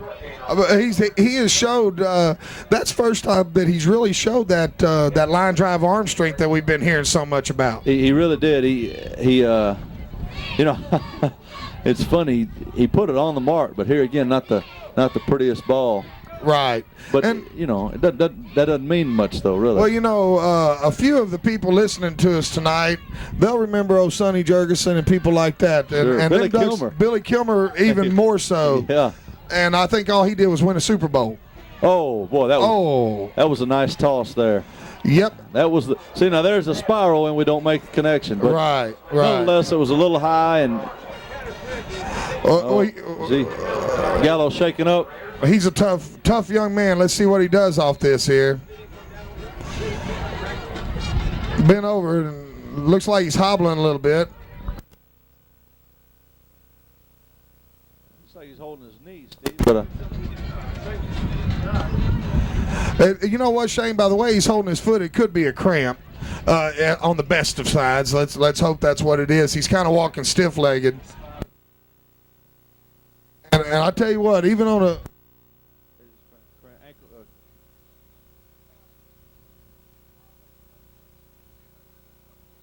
yeah. All right. Good news. Good news. Cramp, huh? Boy, that hurts though. I tell you, that old calf tightens up like a rubber, like a super ball, and it bounces in there, and no matter which way you turn your toes, it just hurts. Yeah, I never had enough quick. Oh, just got in. I never had enough quick twitch muscle fibers to get cramps, dude. Well, I never did either, but I don't think I was always in the best of shape, Shane. So I got him. I hear you. All right. The Shorthorns, even though they did not go stick it in the end zone that time, they did move the ball, take some time off the clock, and that's what you want to do with the wind in your face. Oh, definitely. With a 21-point lead. You know, you get through this quarter, and you know, I'll tell you the truth though. Looking at this Rice kind of back on the last series on that third down play when Kubinka had a shot. Kubinka and Minster both had a shot to pick off the pass. A quick set again. Oh, he bounces out. Oh. 15 with an excellent move. He keeps his feet, and it's 6 points. He's got good vision, Shane, because he's seen our defense kind of suck in a little bit there, and he just made a nifty move, cut outside, and that was more him than us breaking down, I believe. He sure did. And I'll tell you, but what I was going to say is this quarterback they have, he looks like he has one heck of an arm, and I just, if I was Rice Consolidated's coordinator, I would be setting some things up offensively. You're down 21 points. It's not likely that you're going to be able to run your way back into the game. Even with a good running back like 15. Good tackle there by Marty. And a good gentlemanly thing, he helps him up, and I always like that. I like knocking him down and picking him back up. That kind of epitomizes Pat Marty's play, Shane. While I'm very impressed with the Shorthorn program and I'm living the dream kind of, it's kind of rejuvenated my youth here. Watching these young men play football, I hate to single out one player in a team game, but there's your leader right there, and he lays all out for this team right here. He sure does.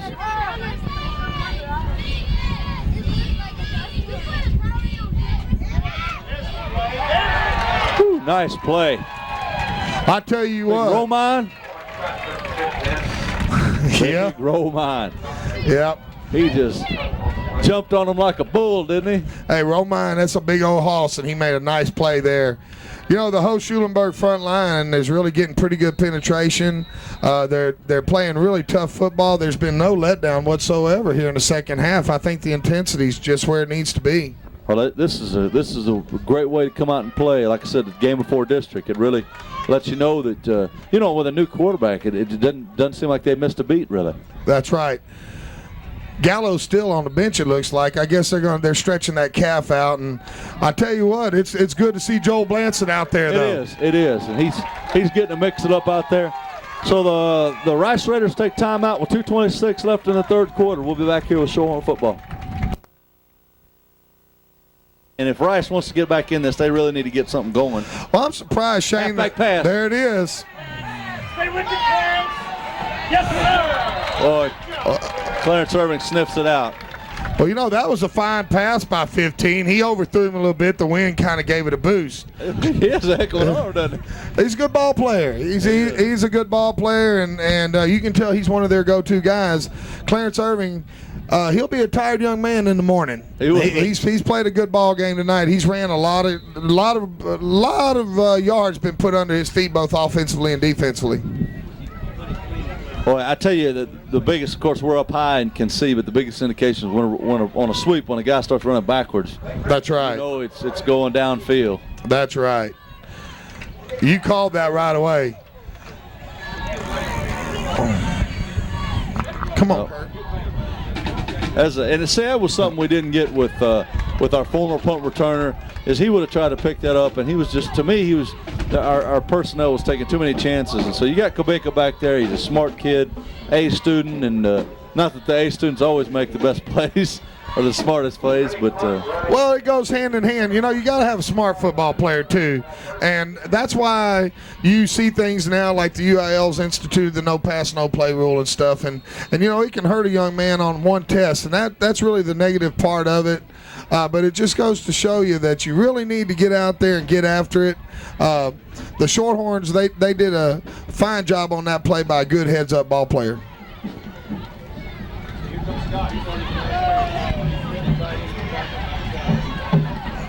Yeah, a lot of east and west there. And I guess we got to give some credit to Rice. That time the Horns pulled the tackle and tight end. I didn't realize that we did that. I've never been in a. Yeah, there was Romine around on that side. Yeah. Sure was. That's the first for me. Usually you get those interior linemen, they're a little closer to the other side of the ball, and they go. I guess maybe these guys move. You know, Romine moves so good. Yes, he does. And I don't know, Andrew Balin was telling me earlier tonight that that's probably the toughest block that he has when he pulls as a guard or tackle, and he has to block that quick end. Yes. You know, that's a tough job.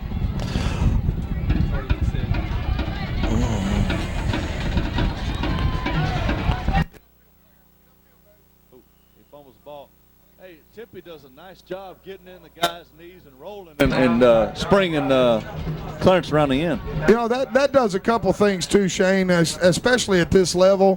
When you've got a fullback that's willing to cut somebody like that, that guy's thinking about the next play also, because nobody likes that. And I tell you, to be, 85, he's a big old kid playing in there. You know, if it was a little guy, kind of like our guys, Minster, quick, agile, that'd be one thing. But he's a big kid, 85, and you think about it, well, Tipka's coming at he's not coming at your knees.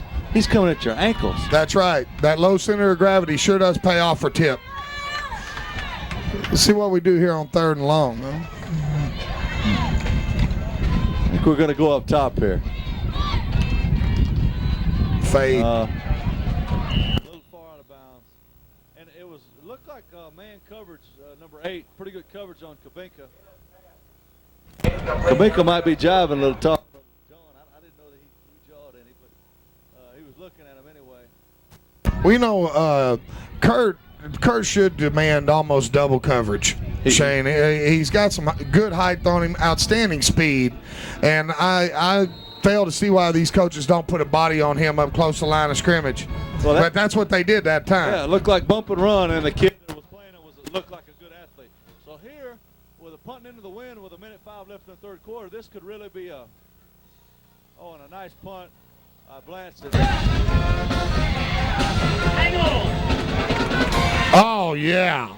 Good job by Kubenka. I'll tell you, they hit Blanchett in the backfield. Blanchett's got to do a better job acting. I think he could have got a penalty on that play. Yeah, they bumped him pretty good. I got caught up in what most fans do, and I followed the ball a little bit. And I tell you what, Joe Stavinaugh and it looked like Big John Davis set it up really well, and guess who?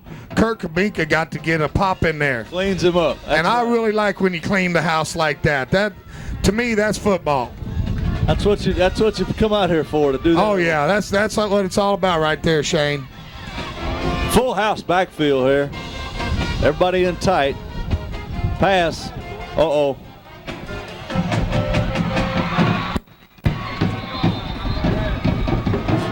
Oh, and that's what they ran just exactly the opposite of what you thought they were going to do. They put everybody in tight, and then it's like a jailbreak. Everybody takes off running for each corner of the. Well, when everybody's up in that box, that 7-yard area around the line of scrimmage there, like we were, a good quarterback will audible out of that. And I don't know how much y'all audible, Shane, when you were here. It's tough to do at this level, but it looked like that time, I don't know if it was a called play or if the receivers read it and just took off.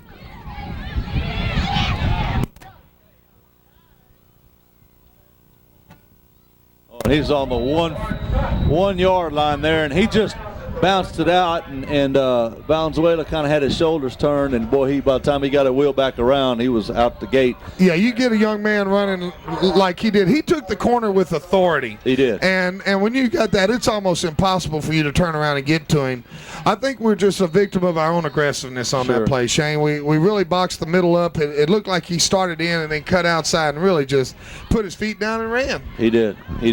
And I liked it. He didn't, not that he's running better than Clarence or whatever, but he didn't do any move. He just, like you said, he just put his head down and went. Well, he's been doing it for a couple years. He's a senior, and that's just that experience that you always like to hear about. So I know there he goes in for the touchdown, and that's just dues for him. He's the one that's carried it down there. Give it to him and let him take it on in. Now it's time for us to answer and hit them. Series 2, because that's the end of the third quarter. They will get to kick the extra point before we switch sides. But I'll tell you where I feel like the win takes, more than the passing game. To me, the passing game, unless you're going to really go down the field more than 30 yards, the win doesn't hurt you that bad. But what it does hurt is the special teams, the punting and the kickoffs. That is a big field position swing. Yeah, you're really right, especially on the punters. They get the ball up in the air, and the wind's usually blowing a little harder up high than it is down on the playing level on the surface. And these guys, it can mean the difference of 10 or 12 yards. And when you're only talking 100 yards, it's even my HISD education will tell you that's 10% of the field. Right. Shane, the key here is how we answer. We've got a whole quarter of football, and if we go down and like we did to start the second half, it'll be right back in the Shorthorns' hands. They'll control their own fate here in the fourth quarter. I definitely think you're right, Steve. So they line up for the extra point. Tell you, Coy Romine, he has come close to blocking a couple extra point attempts tonight. He's playing inspired football.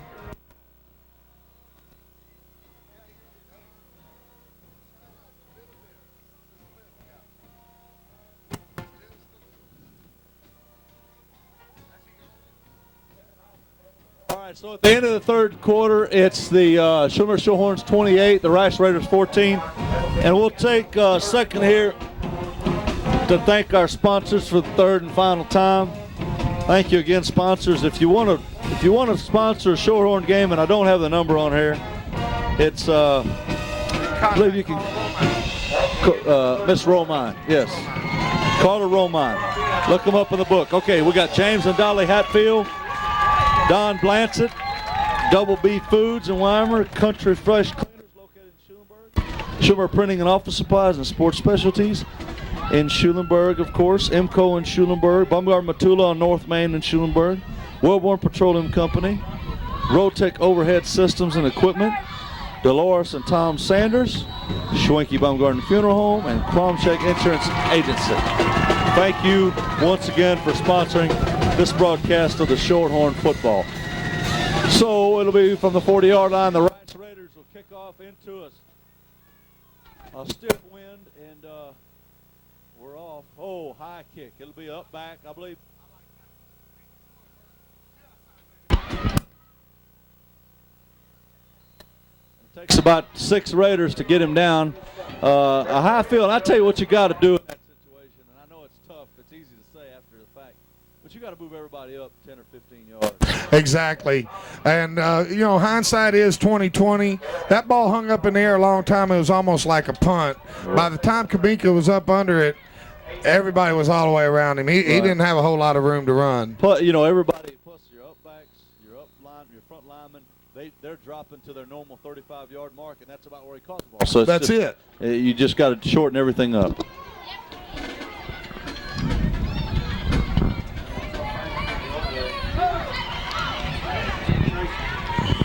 Good penetration there by Rice. I didn't see who the number was, but nonetheless, Clarence avoids a couple of tackles for a yard gain. 2nd and 9 here.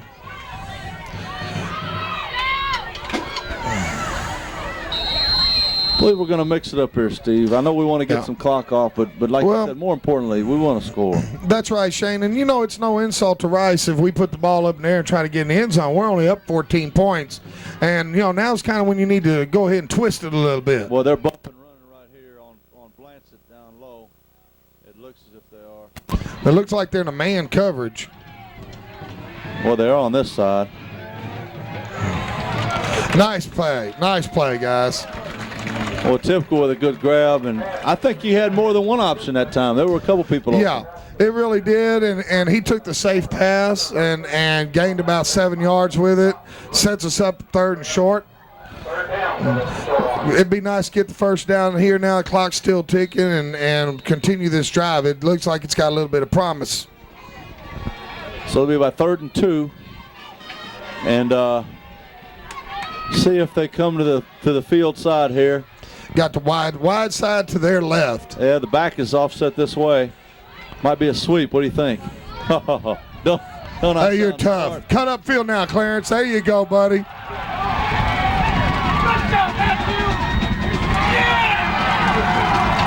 Matt Gallup.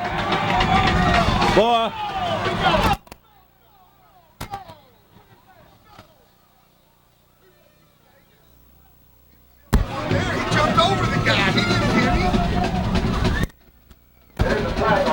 Well, you guys are going to see it at home. I was getting a little excited there. I apologize to the folks at home. We got 2 coaches up here and 4 film people. Yes. Okay, it is against. All right. Hey, I tell you what, Shane. Right now, if I was Clarence Irving, I think that I'd be buying Matt Gallup's lunch on Monday. That's right. That little rascal put a heck of a block on him. Excellent job, and it was a situation where the guy had already gotten around Matt, and Matt came back and fought and got in his face again. Exactly. I tell you what, he's got a lot of bulldog in that boy. He's just tough. He's tough. And, Tip started off down here at the other end, and I like Big John Davis hustling down there and to deliver a blow if it was needed. They sure do. The Horns are playing with so much enthusiasm and so much heart right now. It's just like, to me, it's 180 degrees from where we started the year. And like we talked about, there's a lot of unfamiliar circumstances regarding the Horns. But I think that they've gotten maybe the better players. You look at Matt Gallup, you're not I don't think there's any college recruiters drooling over Matt right now. But, I mean, if you want somebody that's going to give it you all and you're going to know what you're going to have going into a game, and I think that you can't beat it. Well, and it also, that bleeds off into your teammates because they know someone's got their backside covered, Shane. And when you got a man down there, all 5 foot 7 inches of him, standing up a big defensive back for you, Clarence is going to know next time he's going to have the confidence that, hey, Matt's going to make a block for me. Definitely. I'm going to run at him. He's going to make the block. And Clarence did an excellent job of reading that block, cutting inside and getting to the end zone.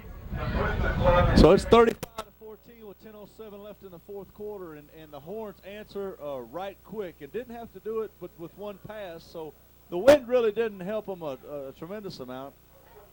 No, I don't think number 21 had a sail on his back that time. He just looked like it. He looked like it, though. He was moving faster than that 20-mile-an-hour wind. No doubt about it.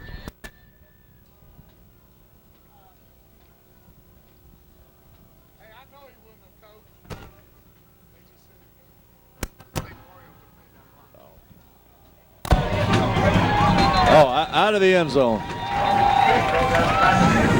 I think Corey Romine just showing off tonight. I tell you, I like it. I love it. I love that. He's enjoying it out there. He's having a lot of fun. With the injury situation to Viscera, he's out tonight and having a few ball players not with the team anymore. Our depth has been cut down, and that kind of forces these guys to go both ways. And it looks like Coy has stepped up to the task. Oh, they're responding. They really are. And I think, they're only going to be better in the long run doing it this, having to overcome this little depth. I wouldn't call it a problem, but this depth situation. Exactly.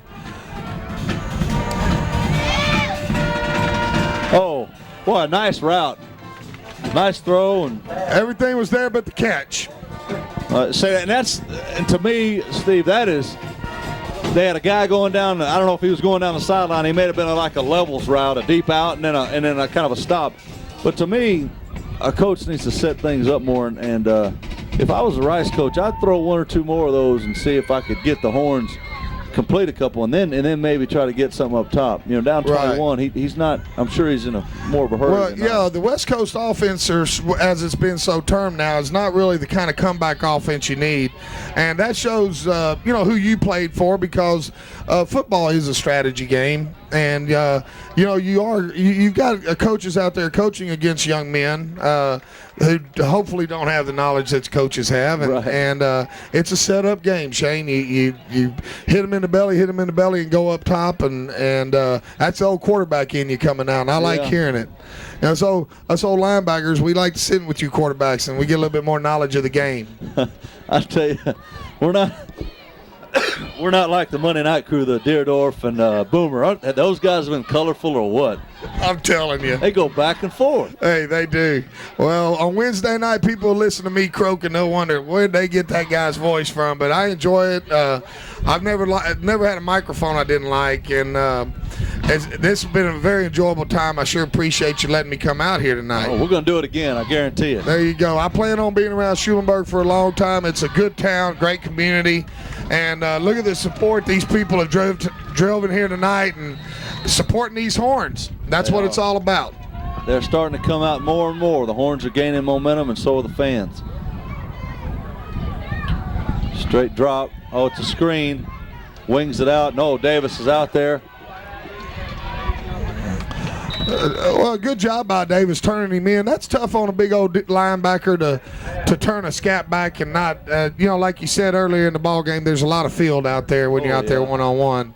But he did turn him back inside, and Munster once again, Minster and looked like Kabinka out there, and those seniors have really stepped up and playing good football. Kabinka's around the ball quite a bit tonight.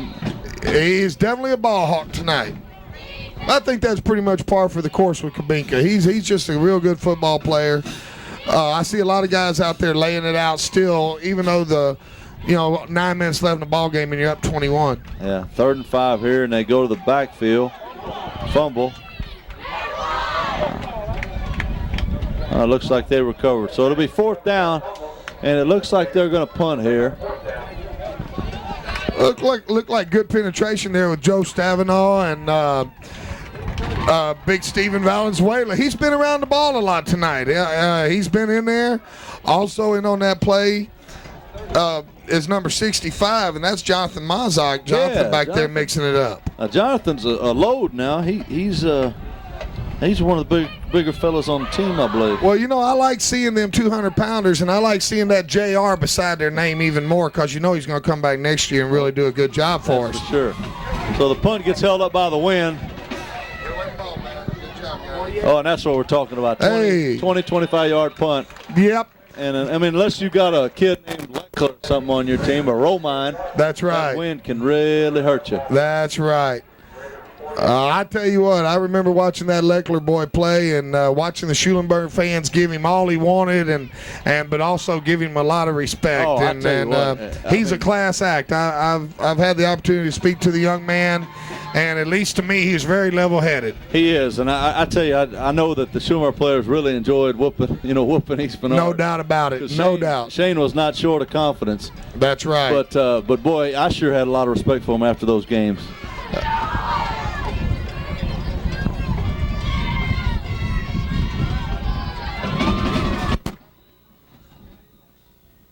Shakes one guy but gets hog-tied by the rest.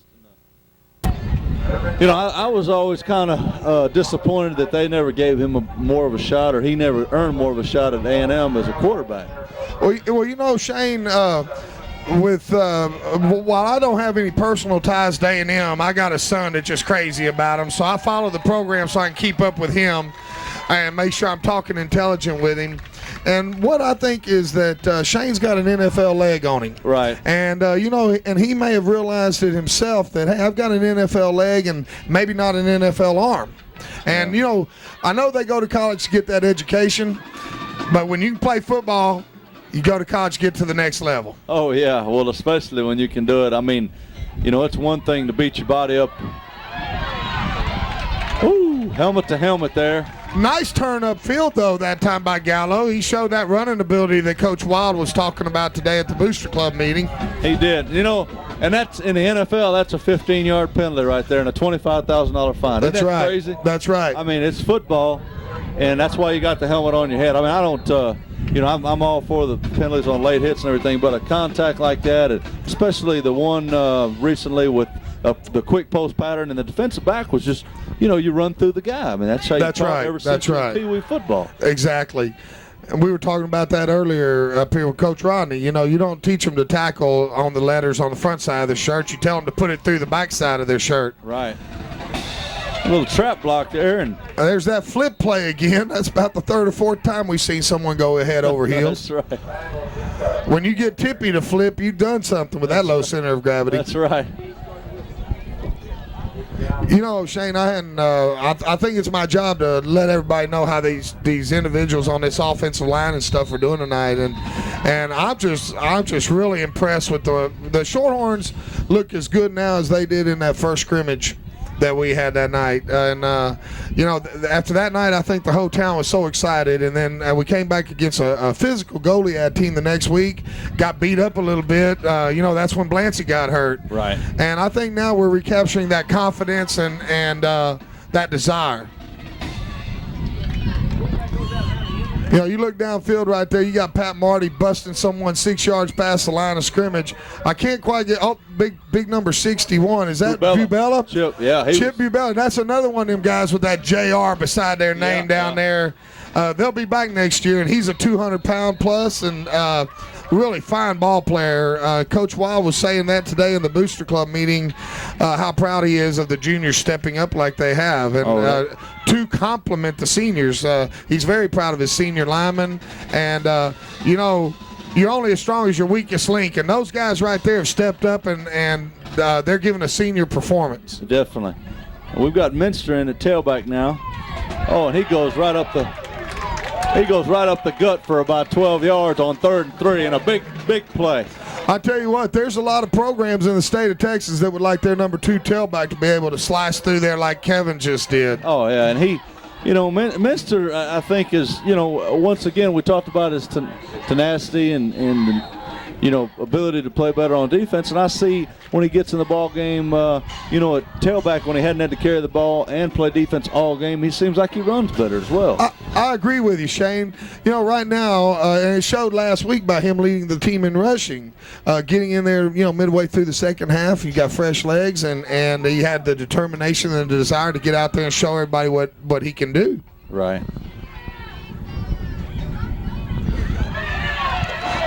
I like that play. He got out of bounds about the 7-yard line. And it's just a fake one way, and the quarterback takes off. And I tell you, it's like kind of like a naked boot, I guess, but it's I don't see a route involved. Is there a route?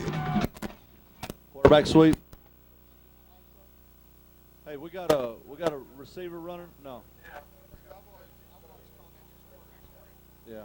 Okay. But, you know, with Gallo right there, Shane, on that play, you know, there's a saying going around on the radio right now, if you ain't cheating, you ain't trying. And maybe we cheated a little bit and took a play out of that East Bernard playbook because they ran that play real effectively against us a few weeks back. They sure did. Of course, I don't know, we could line up half the defense over there, and old Blunston does just such a good job.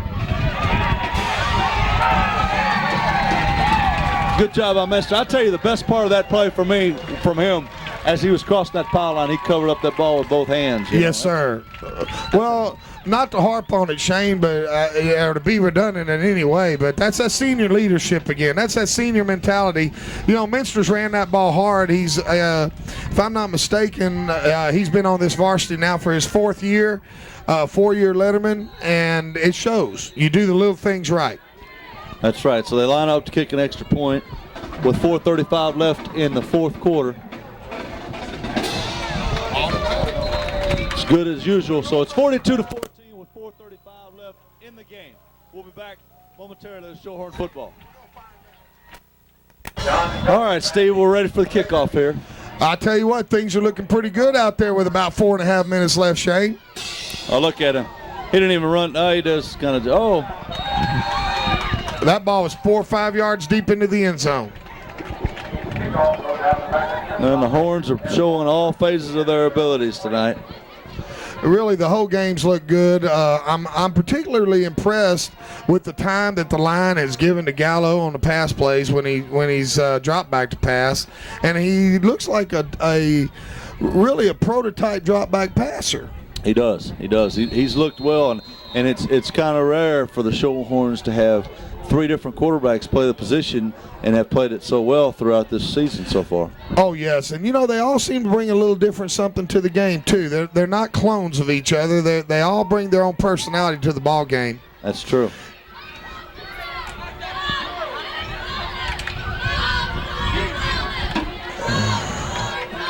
A host of Horns, Stavinaw and Will Thompson in on that tackle.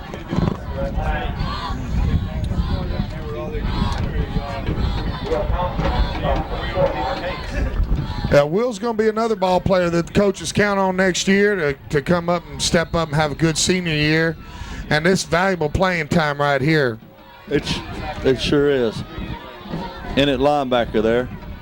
Or end, is it? It's end. He's walked inside. It looks like he's a strong linebacker. There's that scat back. He kind of faked himself to the grass. Yeah, he just outquicked himself, didn't he?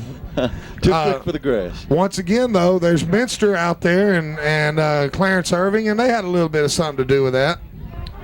Definitely. So they do pick up a first down, and the clock winds down with 3:46 left in the game. We can pretty much put this one in the book, Steve. I guess we can start talking about next week in the Weimar Wildcats. Hey, I tell you what, Coach, I don't like to get ahead of myself. Wild had to do that today at the Booster Club too. We all know the importance of that game. It's you know, the tough thing is, and I mean personally, I'd like to start out district with who are the later people we play on. I wouldn't want to start with Shiner. A Nixon or Yorktown, right, somebody Nixon like or that. Yorktown. And actually, Yorktown's beaten some people, but traditionally, as of late, they haven't had the best ball clubs. Right. I would love to start a district out with that, get a win, kind of keep our consistency going. But I tell you, if there's ever a reason to be focused and stay focused, it's a Weimar. Isn't it Weimar, Shiner, Bloomington? Yes, that's it. Big 3 right away. Man, you know what you're faced. I mean, and I know three teams go to the playoffs this year, which I think is a bunch of malarkey. It waters it down quite a bit. It does. But nonetheless, what you do have, and I mean, this has got to be lingering in the back of Wild's mind, is you do have a 40 game district winning streak on That's the line. right. Or is it 45? I think it's 45. 45. Or 55. It's big. It's 40. I'm going to lean out and ask old Jimmy Carter that. Okay. Jimmy knows those kind of things. Go ahead. So it's 3rd down and 6. Right straight drop. Looks like they're going to have a hitch route. Oh, good job. Good job by Matt Gallup closing and tackling. And it looks like they're Well, going to Shane, just from the authoritative Mr. Carter here, official statistician of the Shorthorns, Jimmy Carter. Jimmy informed me we hadn't lost a district ball game in 9 years. 9 years. So Yes. that'd be 45. 45 ball games. That's an impressive streak to have to keep alive. It is. Hey, It is. Coach Garza sitting here looking at us and wondering if we got this thing right. Coach Casper. Oh, Coach Casper. Casper's looking at us. He just looks like Coach Garza. Hey, Coach Casper sitting here looking at us, and 40 or 45, it doesn't matter. 22. Where's he been all night? Just bowling up the middle. And a nice tackle by Gallup. I mean, Gallup, you should have seen the play here. You missed the play earlier. A 3rd and 6 when you were talking to our statistician over here. It was 3rd and 6, and they threw an out route. And Gallup is on him like stink on fly crap, and I mean prevents him from getting the first down. Hey, I tell you what, to quote a certain redneck he's got a lot of yont too. He yonts to do it. You know, there's no doubt about it. Matt really wants to play the game.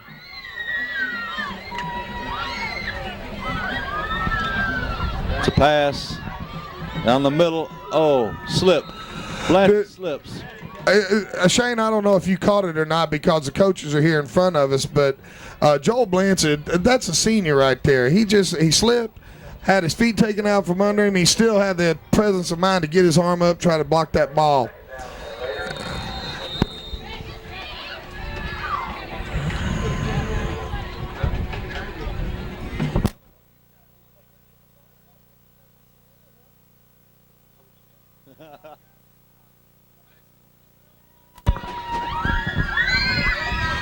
Oh, here's that guard around. All right. That's a heck of a play, Shane. Good job by Clarence taking the proper angle. And it is. I'm surprised they didn't pull that one out a little earlier when they were down, 14 and needed a score. Yeah, they went to the well twice. It's worked both times. Just from going through the film sessions on Saturday mornings that I used to go through and such, and yourself, when you get a play like that, the coaches are all shucking it about the kid getting around the corner, but then they see a play like Clarence made at the end of that play and the hustle, and it makes it okay. It makes it okay. You don't want to give up 35 yards anytime, but when you got a good hustling play with very little time left on the clock, you got to feel good about your team.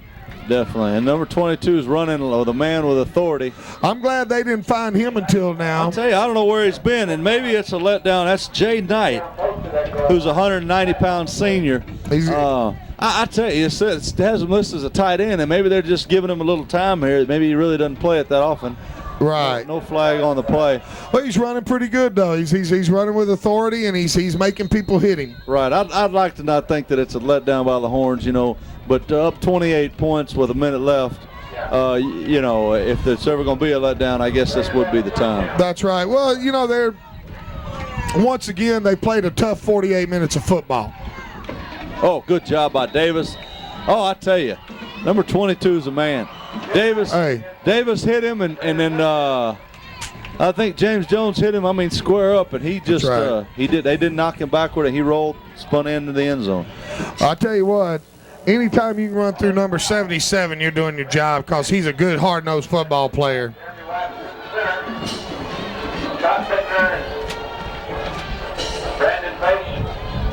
Well, a minute left, Shane. You got any words of wisdom to these guys to go whip Weimar where no bulletin board material, but no, I just basically say, guys, this week in practice every play.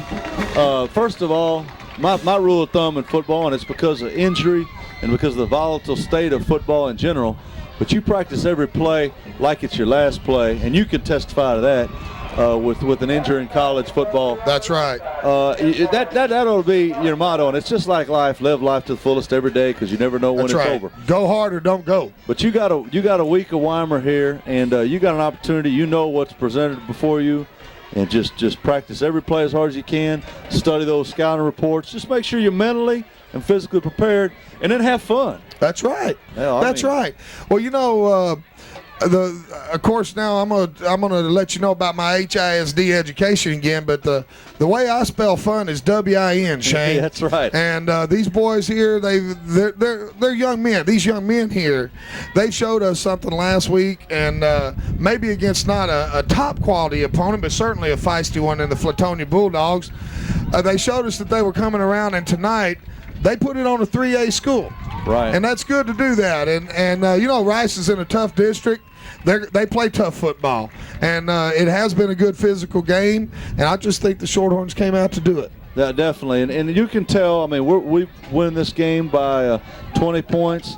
And I believe Weimar's score was 30-something to 7 or 10. Right. So you can tell if you can, and that's kind of fuzzy. So you really can't use that a lot of times as a parameter based on where you are because, some teams have good nights and bad nights and the combination of such. I think one of the years in college we did that we beat them and they beat them and they beat them, and we had ourselves beating Notre Dame and they were ranked number 3 in the country. Right. And I was playing for Rice and we were 3-3, so. Exactly. I think it hits one of the. It looks like it hit a Raider. Yeah. But you know what I mean? We know it's going to be a pretty good ball game. We feel like it will be. It'll be of a physical nature. So I think it's like we said, just prepare for it, and then go out and have fun and win the ball game. Exactly, and if we go out, we set the tone next week. Weimer's got an outstanding record this year. They're playing pretty good football. And the whole district, these young men read the newspapers. You know, they know what's going on in that district. They see the Harris ratings every week, and they see them Wildcats up there. And it's time to come out there and serve notice not only to Weimer, but let the rest of the district know that the Horns are still for real. Definitely. It definitely is. We're not we didn't rebuild this year. We reloaded, and we're starting to gel up and look really good. It's kind of sweet to watch us kneeling down like this. It is. I like that. I always like this part of the game. Yeah, I bet. Look, well, when you look out there, Shane, you got 11 young men that have laid it out. And as I look here on the sidelines, a quick count, you only got 8 of them down there. Yeah. And, you know, we're a little short-handed tonight, and there's not a guy out there that hadn't laid it out for the Horns tonight. Definitely not. And they're doing a great job. They're gelling. They're coming together and just keeping it going is basically going to be the challenge of the Shorthorn staff and players. And I feel like they've got the right chemistry. They've got the right attitudes. They're really primed. They're ready to go. They just need to keep working hard. There's no doubt about it. Shane, I really enjoyed this tonight. Thanks a lot for grabbing me and letting me squawk on the box a little bit. Oh, hey, I'm glad I gave you so much notice. Oh, that's okay. That's okay. Hey, if I would have had time to prepare, I probably would have done a worse job. I probably would have butchered it a little more. But did excellent. So that'll be it with 40 final scores 42-22. The Shorthorns come out on top. And would like to thank you once again. Steve Simons on the color, or play-by-play color / Shane Hollis with Andrew Balin doing the filming. And we'll see you guys next week at Wyoming Wildcat Stadium.